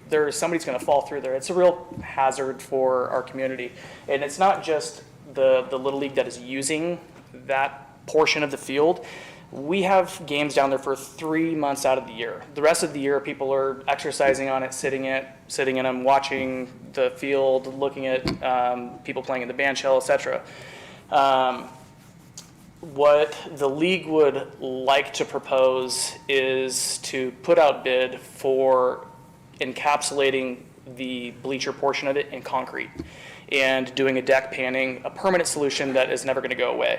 The real issue is, as was brought up to me, is that it isn't really permitted structure, but there's a plaque on it, and it seems to be a very permanent structure. And I would like to see it not go away. It provides electricity to the lights at the tennis courts. It's got a meter on it. It has a whole bunch of poured concrete foundations in it.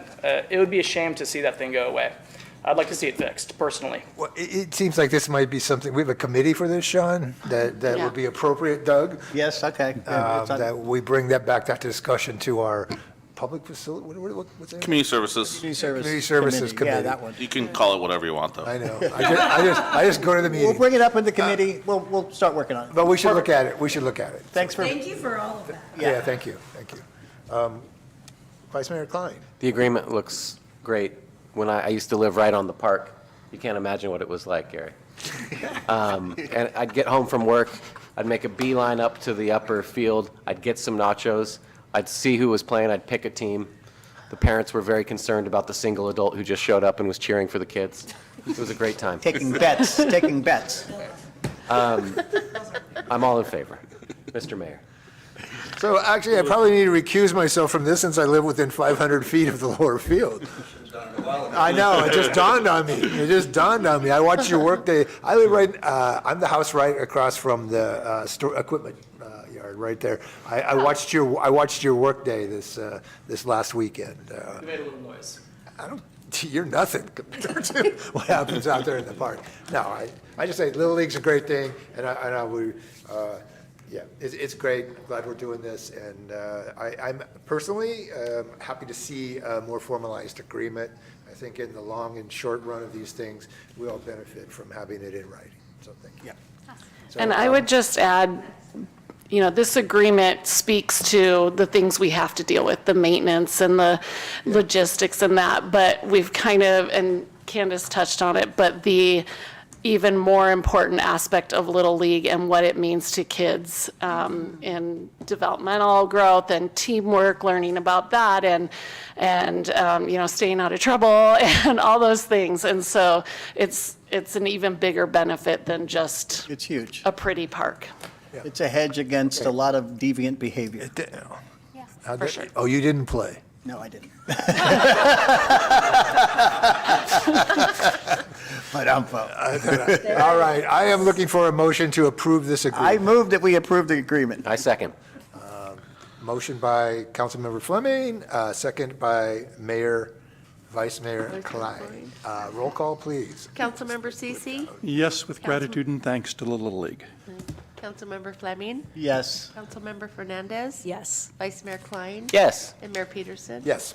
See, we're Motion back all in carries agreement. Thank you. 5-0. Thank you. Thank you. Thanks, Candace.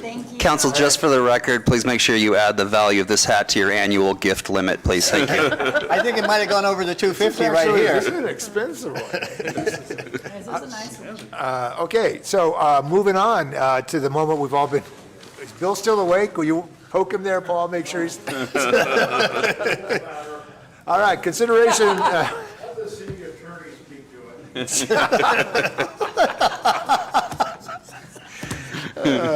Oh, my God, we love you. We love you, Bill. Let's go here. Let's see. Consideration of resolution number 2025-05, resolution of the City Council of the City of Nevada City, California, dedicating the new Nevada Street Bridge in honor of William Falcone and calling for a dedication ceremony on April 25th, 2025, or soon thereafter as scheduling allows. Thank you, Mr. Mayor. I'd love to invite Brian and Bill up. And anybody else that wants to come up Paul. too, sure. Thank you for bringing him, Paul. So my first correction is that date's wrong. I typed it, so that's my fault. The date is April 23rd. I'll get to that in a little bit. But December 13th of 2023, the City Council bestowed a Lifetime Service Award on William Bill Falcone. No, it's 1823?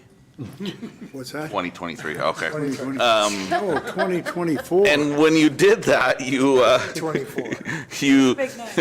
you directed us to prepare for the name and placemaking of the new Nevada Street Bridge in Bill's honor. So the bridge was completed, materially complete. We got parking lot and curb and that kind of stuff. That starts next week. That'll be finished relatively soon thereafter. That's why that date of April 23rd should be very good. Might not be 100% done, but it's going to be, the bridge is 100% done. It'll be wonderful. Good enough. So, and it gives us an opportunity to order the plaque, which has already been ordered, and get it installed and all those wonderful things. So I think everyone on the council and everyone at home already knows a lot about Bill, but I'm just, with the mayor's indulgence, I'm going to read the resolution that's in there, and Bill can fact check it for us. Whereas William Bill Falcone in 1941 was born as a third-generation Nevada City resident, and whereas Bill grew up in Nevada City and was a 1959 graduate of Nevada Union High School, hadn't been open that long. It was Nevada City, had its own high school before that. Whereas Bill left town to earn his degree in engineering from the University of Nevada, Reno, but that was the only university in Nevada at the time, right? That's right. All right. That's right. There was one university. But he came back after he graduated, like we heard from Candace and so many stories in this town. And whereas although Bill had many jobs as a youth, his career of service in the city began in 1972 when he served as a resident engineer on the Downtown Betterment Project. That's the, if you remember when we did his Lifetime Service Award, that's the picture of him with all of the asphalt gone off the street downtown. Can you only imagine what that was like? Whereas Bill served as a consulting engineer, city engineer, and probably almost every other title other than city clerk for more than 53 years. City attorney. Yes. Yeah. That's the only time I've ever heard him refer to Dean as city attorney. He usually uses a different. Slick.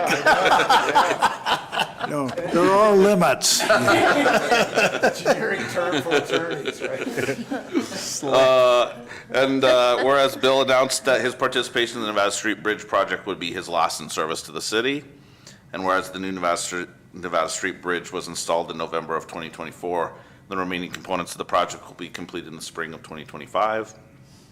Whereas Bill was the 2023 recipient of the City Council Lifetime Service Award, during which the City Council directed the naming of the Nevada Street Bridge in Bill's honor.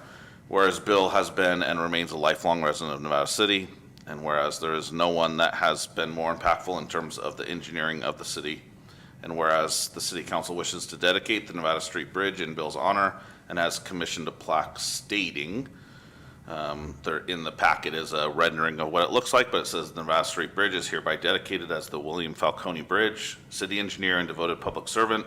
For over 50 years, Bill's leadership, ingenuity, and love for his hometown helped build and preserve Nevada City, shaping its infrastructure and legacy for future generations. Dated February 26, 2025, because that's this meeting, by resolution 2025-05 of the Nevada City Council. You have to adopt it because we already ordered the plaque. Now therefore be it resolved by the City Council of the City of Nevada City that everything I just said is true, that the bridge spanning Deer Creek will be named the William Falcone Bridge, and then some other legal stuff, signed by the mayor, if you approve it this evening. Thank you. Here. Thank you. Let's see, any public comment on this? We'll get to you in a minute. Okay, not seeing any. Bill, you got anything to say for yourself, or? I was hoping Brian would cover for me tonight. You've been doing that for a while, right? That's what he's supposed to be doing. Well, perhaps Brian, you'd like to. Well, it's been a privilege, obviously, working with Bill. He's just fully dedicated to the city and making sure that the city's going to be here for a long, long time. And you know, we just appreciate that because we haven't always had the budget to keep on top of everything, but we've made so many betterments in the city, and it's been just because of how you've approached it, you know, just practical and finding local contractors, finding local suppliers, and getting it done, so. And Brian supports that. I like that. I really do. I like what I see Brian doing. He follows kind of the same, you know, hopefully he learns something along the line, you know. Always possible. You know, you grew up in Nevada City, and I don't know, in my day, you know, like Daniela was saying earlier tonight, everybody came from Nevada City. I mean, you know, and people left, they didn't stay, they left. And I don't know, I just always had a propensity to stay in town, and I learned from so many names, from Burl Robinson to you know, my cousin and my dad, who encouraged me to go to engineering school. I mean, he was fire chief, you know, 80 years ago. And so, I don't know, I just, I didn't aspire to be the city engineer when I was a kid. I never even thought of such a thing, but, you know, it's sometimes what God gives you, you don't have a choice with it. And I have no regrets, and you're right, I've spent my whole career here. I could have been in a lot of places. I was offered jobs, give a lot more money, but I just wasn't interested. And I have no regrets for that, you know. Nice. Anyway, so I want to thank the council and all the people that have supported me over the years. A lot of them are deceased now, and I feel good about turning over the reins to Brian. I really like Brian, and I think he's going to be good for the city. So I thank the mayor and all of you, and I know all of you, and some of you I've known since you were kids, and so on, and so thank you very much for the honor, and I know that Sean Grayson carried the ball on a lot of this stuff. That's who he is, and I really appreciate that. And so thanks again, and and my career will end in, I will not make it to 53 years. I'll be a couple months short of 53 years. We can keep you on the books. And, you know, with the Downtown Betterment Project, what they called it, the best thing that we did was getting rid of the electric lines and the phone lines on Broad Street. You have no idea how it improved the looks of the town, you know. The rest of it was cosmetic, but the real change was when we took. Undergrounding. Yeah. Okay, thank you. Thank you.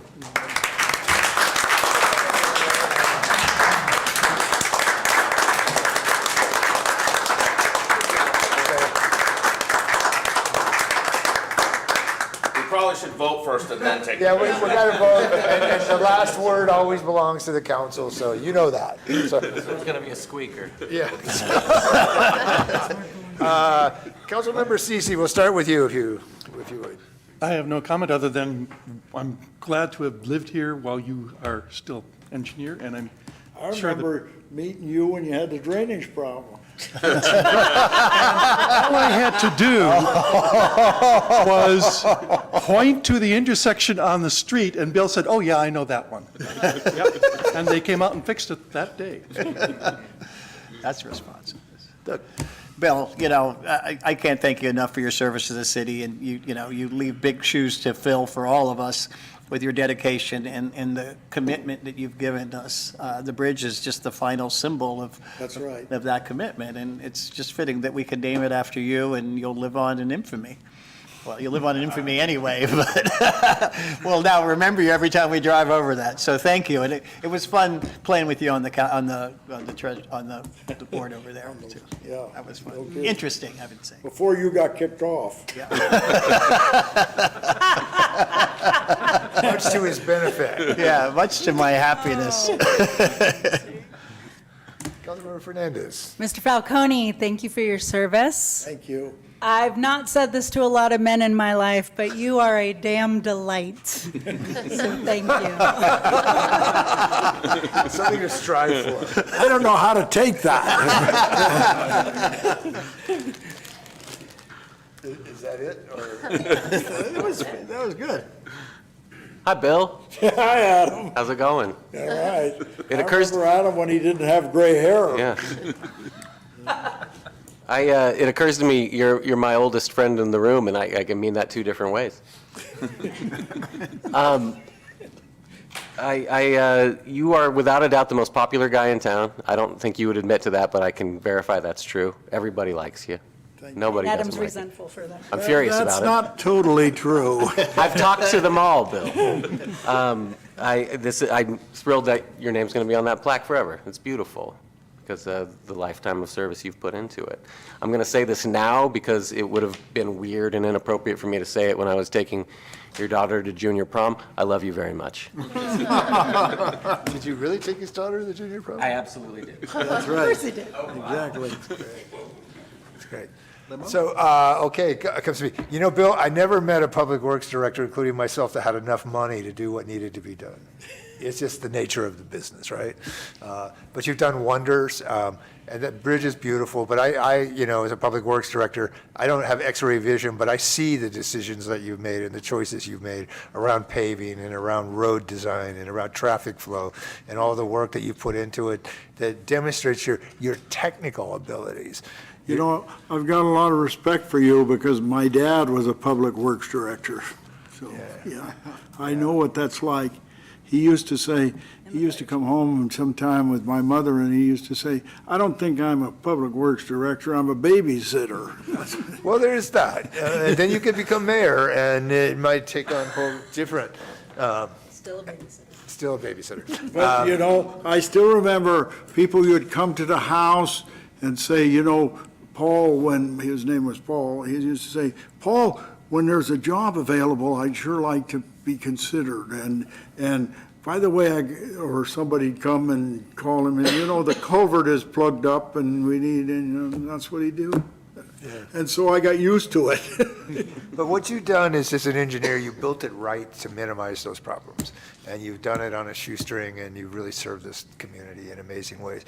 And you're so human for an engineer. No offense, Brian. You really are. You exceed the social bill.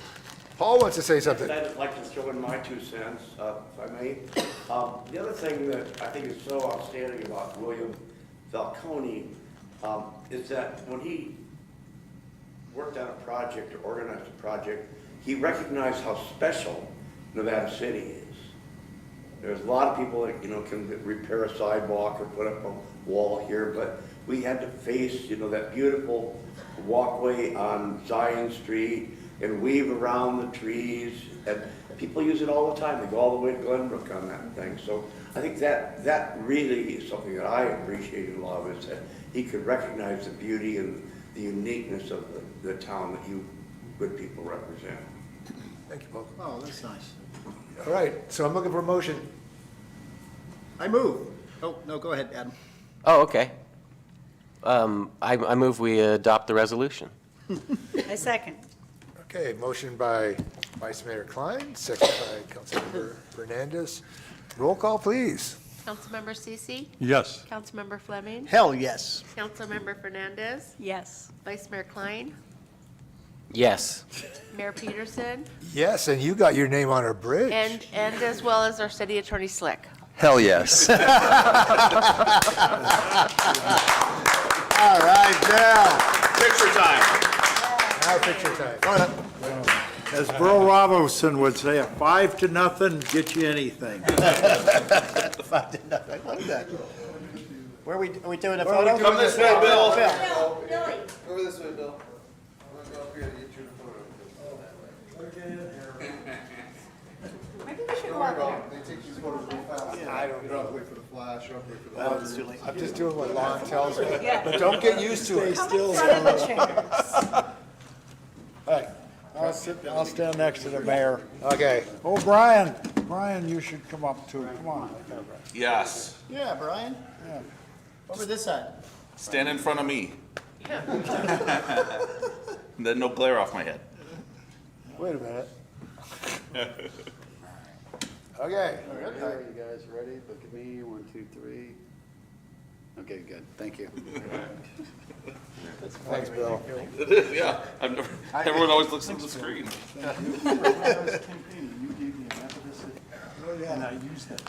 Okay. All right, moving on. We've still got a couple of, we better wait for Diana to come back. Raymond's here, but Diana's not here. Diana will be back in a second. We can't go into this next one without Diana being in the room. That's just all there is. Draymond's the most well-behaved Right? person in the room. Look, he's just As waiting, he's just usual. waiting for Diana to come As back. usual. I'm going to take 10. We could do 10. Is everybody okay with that? Can I move that around? Or you could switch to Chief Foss's item, which is number Yeah, 10, number 10. whichever you That's what we prefer. just said. Oh, I thought you said. I thought you meant take 10, like take a break. Oh, no, That's what I thought, no, that's no, what I no. did too. No, no. Oh, here comes Diana. So Look at that. okay. Okay, now we can take our item. That's all right. We'll do anything for you, you know that. No, it's your turn. Okay, so consideration of resolution number 2020-506, a resolution of the City Council of the City of Nevada City, California, authorizing State of California Cannabis Equity Act grant funding. Take it to Sean, and then we'll have you come up after that. Thank you, Mr. Mayor. Diana is wearing an R.L. Crab custom shirt that is the Star Trek Enterprise/City Hall. That's my favorite. It's an amazing retro shirt. Wow. So in December of last year, we submitted an application to the California's Governor's Office of Business and Economic Development, which has the best acronym in the state, Go Biz. It was principally the work of Lisa McCandless, your city planner, with the efforts of California Consulting to submit. We got a notification on January 31st that the state is awarding us $557,845.81. First time in my life I've submitted for a grant, and they said, "Would you like more money?" Love it. I asked if they were going to give it to us, and they said, we can't tell you that yet, but we suggest you ask for more money. So we did, and they awarded it to us. There's several additional steps that we'll take over the coming weeks, but the first step is to adopt this resolution that authorizes me to accept the grant on the city's behalf. Same thing you did when we accepted the funding to do our cannabis equity assessment and program manual. If you looked at the resolution, it looks funny. It's because they say you have to take it in exactly their format, and they mean it. So Oh, wow, that's it weird. doesn't look great, but it's okay. We'll take it for the money. All of our cannabis businesses in town have been notified of this opportunity already. Attached to the staff report is our solicitation notice to all the businesses.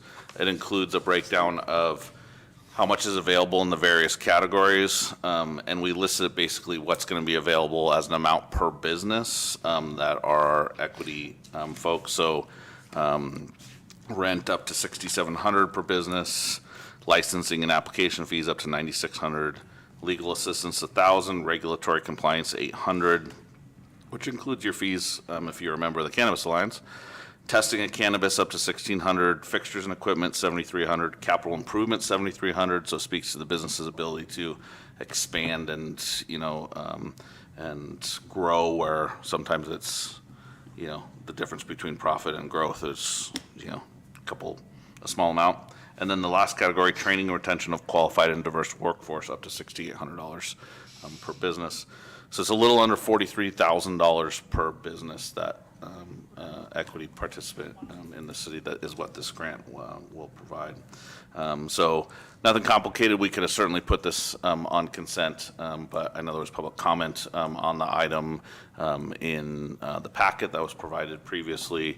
And I think I really appreciate the council's direction and support of our strategic initiatives. Our business strategic initiative specifically calls for us finding creative ways to support our businesses, including the cannabis industry. And this is one of the goals specifically in the strategic plan, but obviously a meaningful step to an industry that is both very important to this community from a sociocultural perspective and a financial perspective, but also one that has been challenging, to say the least, as far as getting into it and being successful in it. Not because there aren't great people running those businesses, but because the industry is, I think the term is incredibly overregulated.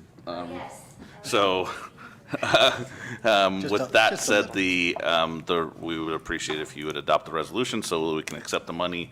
We're gonna get applications out in May, and then money get it out in the beginning of July. Oh, fantastic. Quick question is, I saw the county got 500,000. Is it the same money? It's the same grant, yes, but for many, many more licensed businesses. So it's still great, don't get me wrong, but it's It's not going to be as much. It's more diluted. Okay, public comment. Do we have any public comment, you think? You got a plant. My name is Govinda McComb, and I'm the purchasing manager at Elevation. I wanted to read a statement from my boss, Daniel Batchelor, on behalf of Elevation. Dear Nevada City Council members, our local and state cannabis industry has weathered many challenges over the years in this journey through legalization, with price compression, economical struggles, and increased operational costs. But through these difficulties, Nevada City's cannabis community has remained resilient and continues to provide healthy employment opportunities to our local workforce, quality products to our clients, market opportunities for our local farms, and a robust medical compassion program we are all proud of. We would like to express our sincere gratitude to the City Council and city staff members who have worked with our community to allow Nevada City to become an example of a healthy and prosperous industry. Your continued support through programs like the Governor's Office of Business and Economic Development Cannabis Equity Grants Program for local jurisdictions provides crucial financial benefits for local cannabis businesses of all sizes within the city and acts on the spirit of equity and inclusion at the heart of what California voters endorsed in Prop 64 and the Medicinal and Adult Use Cannabis Regulation and Safety Act. We appreciate the opportunity to continue to be a part of this legacy and are grateful for the commitment to partnership Nevada City has demonstrated to its equity operators over the years. Your support allows us to thrive and for local businesses to grow in a community we are proud to call home, build our businesses in, and raise our families. Sincerely, Daniel Batchelor, CEO, and the team at Elevation Distro and Elevation 2477. Thank you. Hi, everyone. Good evening. Diana Gamzon, Executive Director of the Nevada County Cannabis Alliance. If I'd known we were bringing gifts tonight, actually, I think I probably have some. I could go get some. Oh, Dean says no. Under 250, under 250. Okay. Okay, I know what you like. We are a trade association representing the local cannabis industry, and we are incredibly just grateful for this opportunity. Thank you so much to city staff, to council who has helped to prepare this grant, and for these funds that are going to be brought in. This is $43,000 per business. This is so incredibly impactful how this will affect our small businesses here in Nevada City. Nevada City is so unique in that we do have small craft businesses operating here, whereas Sacramento and these other jurisdictions, they're much larger. And so preserving that in this way and just providing this opportunity is huge. Especially given that it is an incredibly challenging time for small cannabis businesses. The number of inactive licenses now outnumbers active licenses with the Department of Cannabis Control. The excise tax is expected to increase to 19% from 15% in July. The wholesale price of cannabis continues to fall. Overregulation, I mean, I could go on and on, but yet our businesses are resilient and the impact of this is just so huge. And what I want to say is that I'm grateful to staff for inviting us to collaborate and support this process. You have done an excellent job, Sean and Lisa. And I want to just bring this in here as to why this grant exists, this equity grant exists. It exists because the Governor's Office of Business and Economic Development is acknowledging that there are individuals that were harmed by cannabis criminalization. And so I want to just bring in a quote. I probably read it a couple years ago when we went through this process for the first round of funding, but this is why this grant exists. This is a quote from John Ehrlichman, who was an advisor to Nixon. And the quote starts here. You want to know what this war on drugs was really about? The Nixon campaign in 1968 and the Nixon White House after that had two enemies, the anti-war left and black people. You understand what I'm saying? We knew we couldn't make it illegal to be either against the war or black, but by getting the public to associate the hippies with marijuana and blacks with heroin, and then criminalizing both heavily, we could disrupt those communities, we could arrest their leaders, raid their homes, break up their meetings, and vilify them night after night on the evening news. Did we know we were lying about drugs? Of course we did. End quote. And that is why we were here, and that is why so many people are passionate about the work that they do, because there's, overcome a lot of challenges. Thank you for this opportunity, and good night. Thank you, Diana. Okay. Oh, I forgot the final thing. And we recommend that you adopt the resolution. Oh, I wasn't clear. So vague. That wasn't clear. Did you? All right, start down here. I'm a big fan of the cannabis industry, and I just love the way that we have supported it. This just goes further to us, doing what we say we're going to do. It's in our plan, and we're putting our money where our mouth is. We're helping our businesses who are struggling. A lot of them are just barely scraping by. A few of them are doing well, but this really helps them. This is huge, and I really appreciate the staff and California Consulting and Lisa and Sean for spearheading this. This money goes to our businesses, and it's so much more significant than it's going to get diluted in the county. $43,000 is huge for these businesses. So thank you, everybody. I am fully in support of this. Let's keep going. Thank you. That was quick. Thank you, everybody who had hands on this. Diana, thank you for always bringing that quote back. I think context is so important, so keep saying it as long as it's important to, which is probably always. Okay. Equity is kind of a dirty word these days, and I think this program and this action shows why we still need it. Well said. Congratulations to everyone who played a part in this. This is great news. Thanks. Just should be careful here, but I fear that Ehrlichson's going to sound rational after what we're seeing. At any rate, I won't go there. Thank you for the work of staff, but all one does need to do is to look at our budget and understand our budget to understand the importance of this industry to our city. It's extremely valuable, but it's also who we are. As Sean said, the social cultural thing forever. So good work. It's really great that we could support this industry so directly and so significantly. It's a hard thing to do sometimes. So great work for everyone. So looking for a motion. I move we adopt the resolution. I second it. Thanks to the Cannabis Alliance. Motion by Councilmember Fernandez, second by Councilmember Fleming. Roll call vote, please. Councilmember Cece? Yes. Councilmember Fleming? Yes. Councilmember Fernandez? Yes. Vice Mayor Klein? Yes. And Mayor Peterson? Yes. Motion carries 5-0. Thank you. All right, Chief, you're up. You want to sell a car for $1? Would you buy a used car from this? Would you buy a used car? That's a good question. You drive a hard bargain. Okay, Mayor, members of It's a Nevada council. City deal. Dan Foss, Chief of Police, back to Chief of Police role today. I was told to keep this short, so I have a, Who told you that? Did you? I have 3 minutes right across the top. Settle down, kids. So, Here we go. I have a vehicle I no longer need. Huron could really use it. We have a vehicle, it's a 2015 Chevy Tahoe. It was one of our patrol vehicles. We did not actually purchase this vehicle. It doesn't actually fit in the fleet well because it is what's called a slick top. Doesn't even have the lights, the light bar, which I do not prefer, on the top. They're all contained inside the cab. Usually that's used for traffic enforcement for different things. Not ideal, I don't think, for a patrol vehicle. It is being retired. It has 140,000 miles on it. It is 10 years old, which is beyond the life of a normal patrol vehicle. It has been our reserve vehicle for some time.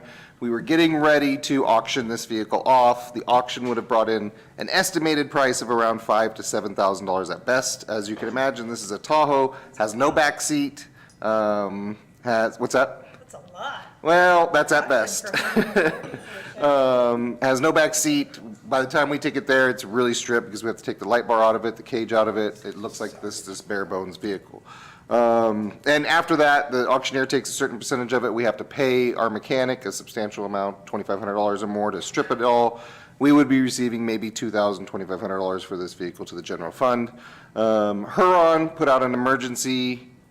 The city of Huron put out an emergency report saying, hey, we are in desperate need of a vehicle. Huron is a city in the Central Valley, doesn't have a lot of funds all the time. They have a brand new police chief. As soon as he came on board, they're a department of our size, about 12 to 15 sworn, immediately said, hey, congratulations, you're the chief, you have 2 patrol vehicles. And that's what he has, 2 patrol vehicles, and they're working on their 3rd. And so he put a desperate call to the city, does anybody have anything they can spare?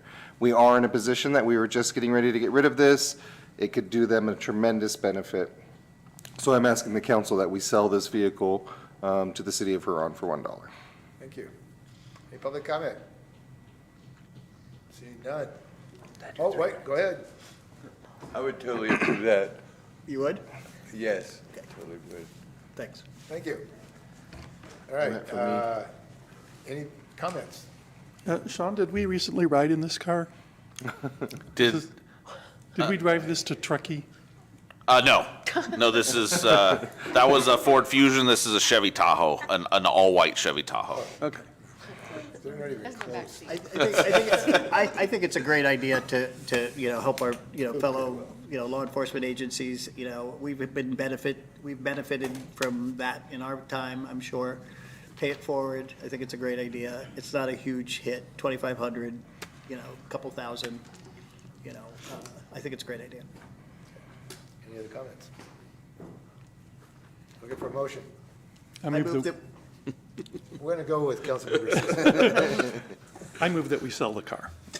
I second that we sell the car. All right, motion by Councilmember Ceci, second by Councilmember Fleming, go sell the car. And we want to see that dollar. We gotta No- vote. No converting, no converting. Vote. You gotta You gotta vote. Oh, yeah. Councilmember Ceci. I was going to say, don't convert that dollar to Councilmember Bitcoin. Fernandez. Yes. Councilmember Fleming. Yes. Vice Mayor Klein. Yes. Mayor Peterson. In a hurry, Mayor Peterson says yes. 5-0, yeah. Thank you, everybody. Thank you, Chief. Thank you, Chief. All right, so, reports and future agenda items, and we will start with the city manager, as we often do. Thank you, Mr. Mayor.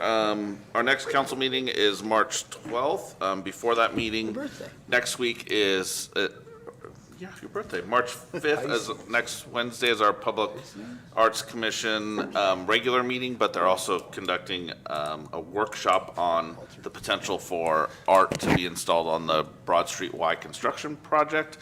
Try to get information from the public on what they'd like to see there potentially. They'll also be talking about the next gallery installation in the Champ Gallery that will come about in May, and also a painted pianos program that will include a potential for a piano to be painted by an artist with help of passerby right in front of City Hall during Art Walk days. So that should be awesome. The next day, March 6th, the Foundry Committee will be meeting at the Foundry Council Committee, to engage the public on the continued and future uses of the Foundry. And then March 10th, we have our Economic and Community Development Committee meeting, talking again about short-term rentals, talking about cannabis ordinance revisions, as well as single-use foodware, styrofoam ban, and prohibition on or the requirement to have to use reusable foodware for dining in. So lots of opportunity for public comment in all of those meetings. I'd love to hear from everyone. Yes. Look for a press release this week from the city on the scheduling for a days for the future use of the approved biochar kiln device. Likely 2 weeks from now, weather permitting. There'll also be door-to-door noticing that goes along with that for the neighbors to co-housing. They received all their permits from their quality district and from the city. And then lastly, updated local fire severity zone maps are on our website. They were before our Fire Safety Advisory Committee. They're available for review for anyone that wants to look at them. They look remarkably like the previous maps because there's no change in the city. While there's change to over 1 million acres in the state, moving them into high and very high severity zones, the entirety of Nevada City is already and has always been in a very high fire severity zone designation. So we already adopt the required codes that go along with that. Inspections will start up May 1st, so we'll be finding creative ways to help folks get into compliance with those codes. So, but if you want to see the maps that haven't changed, they're on our website. And they'll be coming to the council in the next couple of months. That's all I have this evening, Mr. Mayor. Thank you. Thank you. Council members. No committee. We have a courthouse coming up tomorrow, right? And then, yeah. we have Steering committee. Steering committee. So, but I'd just like to express on behalf of the council, I hope, my heartfelt best wishes to the young child who was injured in the fire over at Cashin's Field. A young boy of age 5 was severely burned, and we are just praying for his well-being and that he pulls through and lives a decent life. What? He was 3. He was 3. I'm sorry, 3. I got that wrong. Councilmember? I don't remember what I've done or what's to come, and that's the Welcome to my truth. That's where I am this evening. I appreciate your frankness. Honesty. The honesty is great. Thank you. Councilmember Ceci. I know, I've been there. The Fire Safety Advisory Committee met on this 20th of February. The main thing out of that is that we completed the evacuation route clearing with the help of CHIRP, and that CHIRP was very happy to partner with us in that project. And I attended today, along with Councilmember Fernandez, the Nevada County ILA stakeholders meeting. And I will attend the Foundry Board meeting tomorrow with you, Mr. Mayor. I just want to, I hate to mention it because it's been such a lovely meeting, but we are facing a storm of terrible policies coming down from us from the federal level, and I hope that we are ready for it and that we are planning in advance to deal with them, not reactively, but proactively. Indeed, thank you for that. That's true. Also, Mardi Gras is Saturday. It's my favorite of the downtown Nevada City parades, and I would encourage everyone to come and enjoy. I'm not in this one, but I think it'll still be quite good. Mr. Mayor? Thank you. Thank you. Yeah, well, there's something to be said about being a spectator and watching the whole show. A couple things. Yeah, the Fire Safety Advisory Committee is really moving along on a lot of, we're really hitting the mark on a lot of things that we set out to do on our plans, and it's a lot of work, and it's just a really citizen-driven committee. Lou and I are basically ornamental. Well, not exactly, but I'm as I am here. So thank you for that. Special thanks. I just wanted to acknowledge Councilmember Fernandez and Vice Mayor Klein for their work on the short-term housing ordinance. There's nothing easy about that work, and it's taken a lot, and I know that, and I want you to know I know that, and to personally extend my thanks for a really big policy lift that there's nothing easy about. Also, I had the pleasure of speaking with an unnamed communications professional who said, I don't know who's writing your press releases these days, but they deserve a Pulitzer. So there you go, Mr. Peterson. This was by a professional, and I do have to say that not that we weren't being well communicated before, but the game is rising, and thank you, Lon. Good work. And Here. And we're all watching you closely to see exactly what it is you do. So this is all good. This is all good. So thank you for that. And this is the St. Pius Days pasty throwing trophy that was what? You gotta read it. Piran. Where is it? St. Piran's Day. St. Piran's. One of the lesser saints, I believe. But if you read the lives of saints, which you look at it, there's like 287 of them.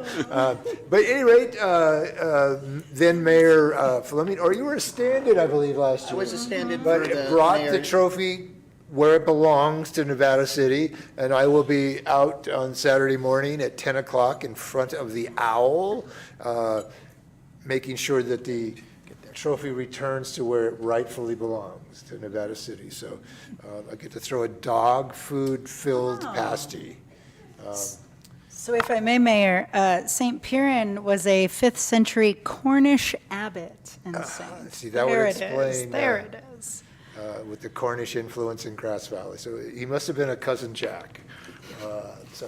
So that's what I got. I would like to adjourn this meeting. I move that we. Okay, we're going to do it. We're going to do it. Thank you. You moved it. But I just wanted to, all good thoughts and prayers to the child. And as Councilmember Fleming called it out, but I just like to adjourn the meeting in honor of all the hopes and stuff for that child. So with that, we are adjourned. Thank you, Gary.